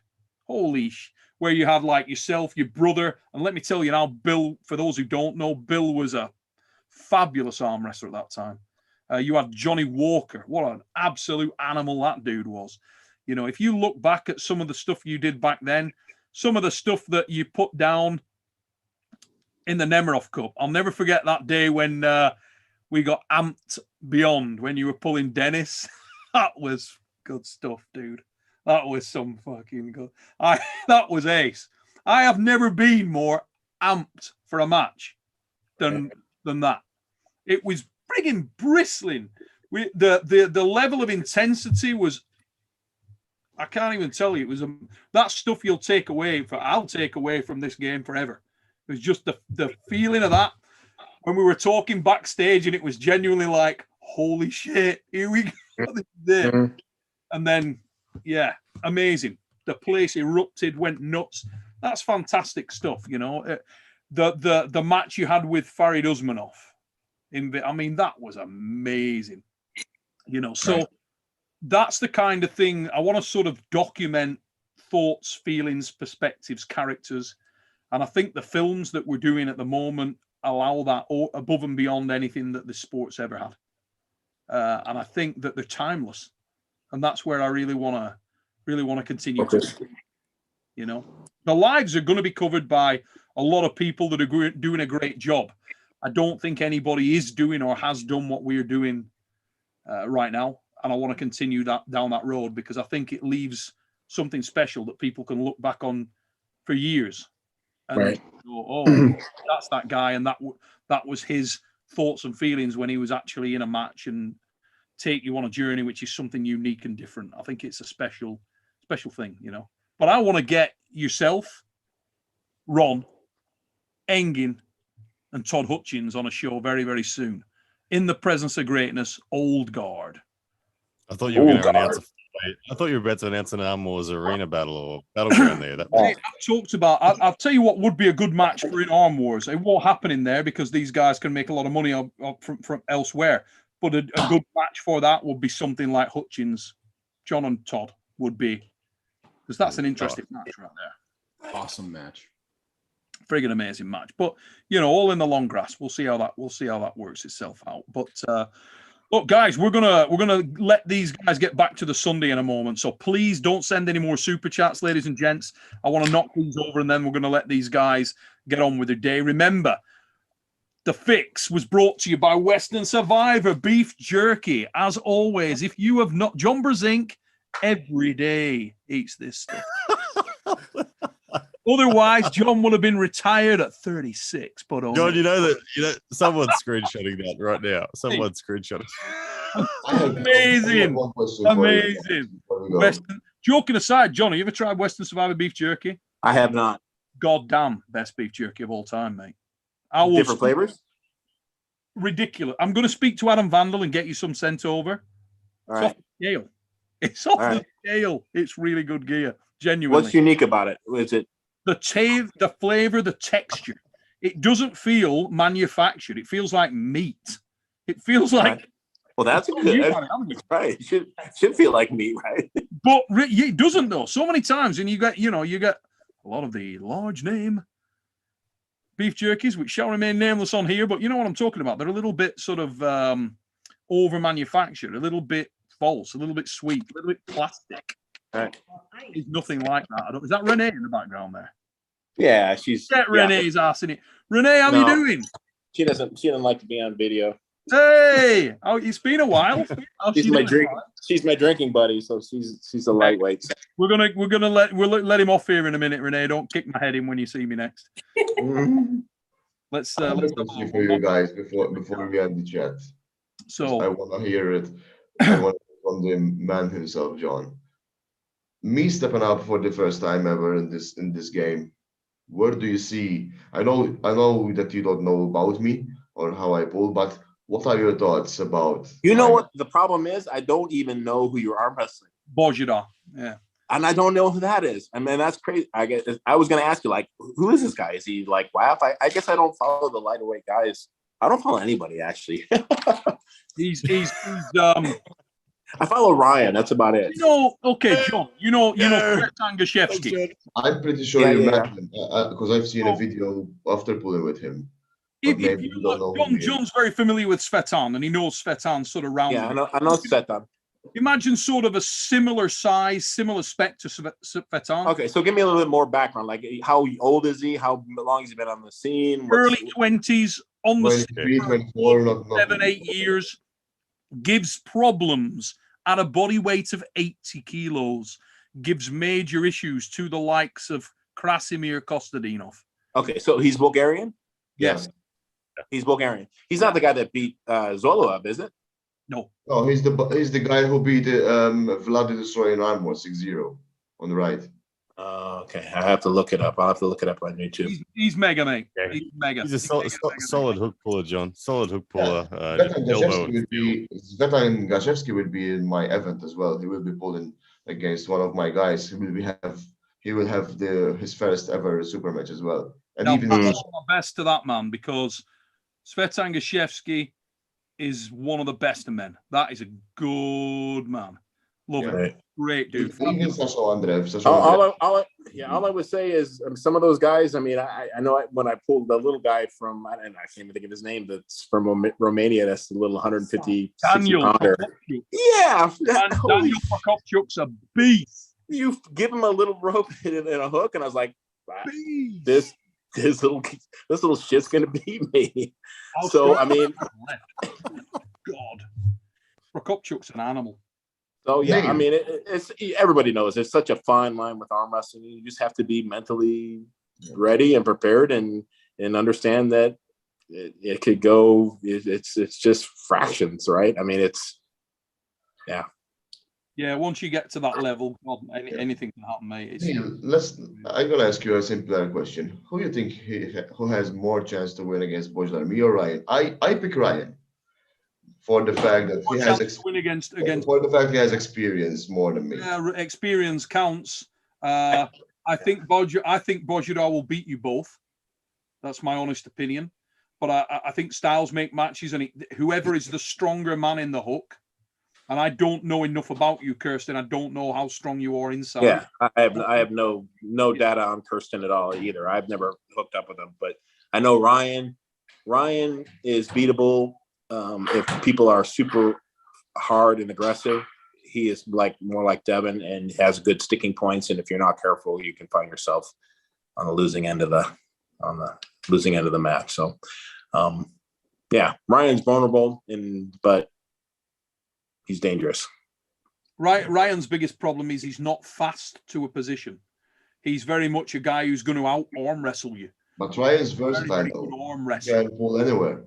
Well, Ryan's actually an excellent arm wrestler. He can arm wrestle very well in a lot of positions, but that leads you sometimes to allow people to initiate, and then you try to lead from there. And the problem with Ryan's natural pulling style is that it tends to lean towards that style a little bit. He tends to he pulls off the counter. And with a guy like Boji, that you've got to be a whole measure stronger. And I don't at this point in time believe that's going to be the case. And that's not a swipe at Ryan. I think anybody on the call would really know they're in a hook with any of the. I'm for the first time ever, I'm just so excited that it's only a couple of weeks till we get to find out. Yeah, you've got to be careful with that elbow, though, Ryan. Really, no joke. If you've got damage in that elbow, that's maybe something you want to think about postponing a little while, because you don't want to go into a match with Bojar or Simeonov with a ropey elbow. That is not a good look. It happened to me around 2 months ago, but it's healed now.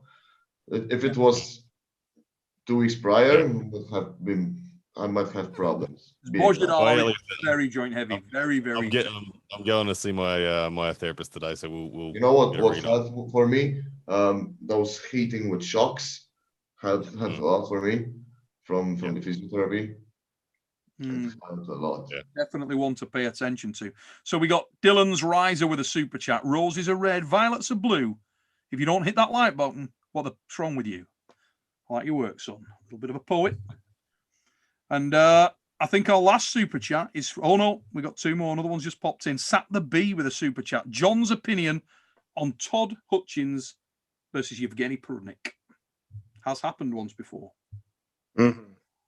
Yeah, Todd is not the same person he was in Moldova. Yeah, I think it's a really good match. I think if it stops, I think Todd will win. But stopping Prudnik will be tough. I mean, if he feels super confident and does what I've heard him say that he would do and hooks Todd, I think he's in for a big surprise, big trouble. But we'll see when it comes down to what he ends up doing. If he claims that he'll hook him and he'll, if he doesn't beat him, he'll still be able to topple him after that. I don't think that's going to be the case. If he plays around like that, he's going to be in big trouble. And the date of that match has been announced, has it now? Todd and Yevgeny. I don't know if it's exact date yet or not. I think early August. I'm hoping. That core sports event, though, yeah, it's going to be the core sports show. I'm not sure who's going to organize the pay-per-view. If Dingan's going to go with core sports again or not, or if he's going to try to do it on his own. I'd imagine core sports, yeah. Interesting stuff. So NWUK1 with a super chat. Has Ron Bath now reset the age expectancy of when arm wrestlers can be competitive? Has it given John and others inspiration for how long they can go on? Yeah, I don't know. Yeah. I just know myself. I mean, I don't know Ron's situation. I don't know the aches and pains and the injuries that he has. Ron and probably was still better 10 years ago than he is now. He's still, yes, very competitive, but yeah, we're not going to achieve any new bars at our age, but it just goes to show how good, how great Ron Bath was, to be able to still do what he did in Istanbul and pull some of the best going right now. Yeah, he looked good. Yeah. While we're on that subject, reminds me of another old dude who looked pretty well. Yeah. So, Kevin Tamkai with a super chat, I think our last super chat of the night. John will always be the GOAT because of his activity. Nobody will ever compete as much as he did. Even in his comeback, he will have the most super matches. Amen to that, mate. Absolutely fabulous performance from John over there. It really was. And I think everybody enjoyed seeing it, John. Got to see you do what you do, mate. And it genuinely was really heartwarming. It was nice because you went through the gears against a guy who's genuinely phenomenal. And you were able to once again do what you do and manhandle the person. That doing that with somebody that good. A lot of people in the chat who are new to the game might not know how difficult that is. Some of us certainly do. And wow, I appreciate that. Remarkable. Yeah, no, like I said, I felt relaxed and confident going in. So yeah, I'm getting there again. Just arm wrestling takes a while. It's not something you can do right away. It's what you do 6 months ago doesn't sometimes show up until a year later. So I'm hoping it's going to continue. Tremendous. So are we. Guys, we're going to wrap it up right about there. Remember, before we go, I want to say a big thank you to everybody who's taken the time to tune in on the chat tonight. Hope you enjoyed the show. It was great having all the guys together tonight on here.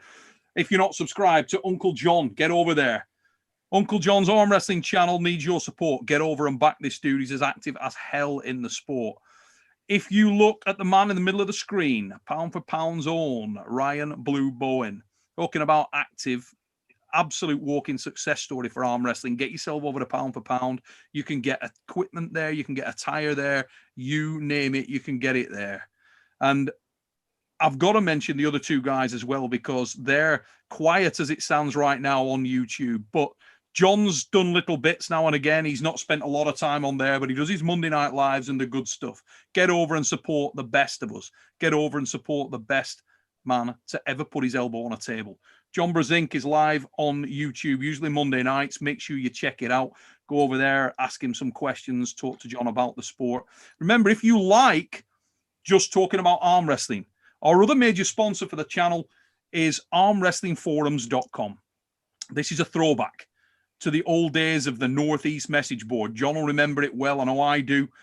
Look at that for a forearm. Hey, what about that, Mr. Brzenk? Did you see that there from Kirsten Prodigy? All I'm seeing is you. I don't have. I've got this a single view, so I don't see. Kirsten, just speak a little bit and blast that forearm up, dude. Yeah, it's just 17 inches, you know. Put it up. While 17 inches forearm. You have a 17-inch forearm? Yeah. No. Wow. Jesus. Kirsten, you got to talk at the same time as flexing, otherwise John won't see it. That? Talk while you do it, mate. Talk. There you go. Talk Speak. Oh, like this? No, still Neil. Neil must be overriding. Kirsten, the override button. Kirsten, keep talking. Continuously talk while you flex. Oh, like this? Do you like when I talk when I do this? Oh, there you go. Yeah. 17 inches? Ugh. Got work to do. Okay, John. 14 inches. 14. That's John. You have John. I've noticed John and Neil have no neon signs behind them. What's going on? I'm gonna get one. I've got one on order. Mustache only. Mustache only. Are you really going to do that? I'm going to get a mustache neon sign just to compete. Your backdrop is so boring, Neil. John, it's shocking. Now this is professional. What I'm seeing here, pound for pound. This is 12-inch radius. All about what? This 12-inch radius. Well, I gotta run, guys. I don't know what that is. Jesus. What's that? Neil? What's that, Ryan? Ladies and gentlemen, I just said I gotta go. The hour of midnight. Right. Australia's shutting down. England will be going to bed shortly. We're measuring anatomy with the greatest arm wrestler of all time. and the multi-forearm giant that is Kirsten Prodigy. He will be pulling. At least I want something here now. In 5 days' time. Check it out. Where can they see the match, Kirsten? They can see it live on my YouTube channel. It's going to be for free. It's not going to be a pay-per-view. So just tune in to my channel. It's going to be around 7:30 Malta time. It will start with the 7:30 Malta time. You can see. It's like midnight. Is that what time is it there now, Kirsten? Here? Yeah. It's 12:30. So it's midnight right there now. So 7:30 Maltese time. That'll allow you to do a little bit of maths on where it's at in your part of the world. Get over and check it out, guys. It's coming up this weekend. Kirsten Prodigy, Bozhidar Simeonov. We're going to leave it there. Remember, check out our sponsors, Western Survivor, the greatest beef jerky on the Kim planets. It's the John Brzenk of the jerky world. And if you like talking about arm wrestling, ladies and gents, armwrestlingforums.com. Get over there, sign up, and you can talk about arm wrestling till your head falls off. Ladies and gents, this has been The Fix, show number 94. Please subscribe, like, share the word. Like Arm Wars. Subscribe. You've had 94 shows? Dude. Hey, we do not play games. The longest running show. No. Hey, we're not playing games, so we're not playing games. All right. John, good to see you, mate. Kirsten, check it out. Ryan. Thanks for inviting me here, Neil. It's an honor being here with you. Hey, mate. Anytime. Good night. Anytime. Have a good day, guys. Right, guys. I'm hitting the red button. Bye. Bye. Gotta go to sleep now.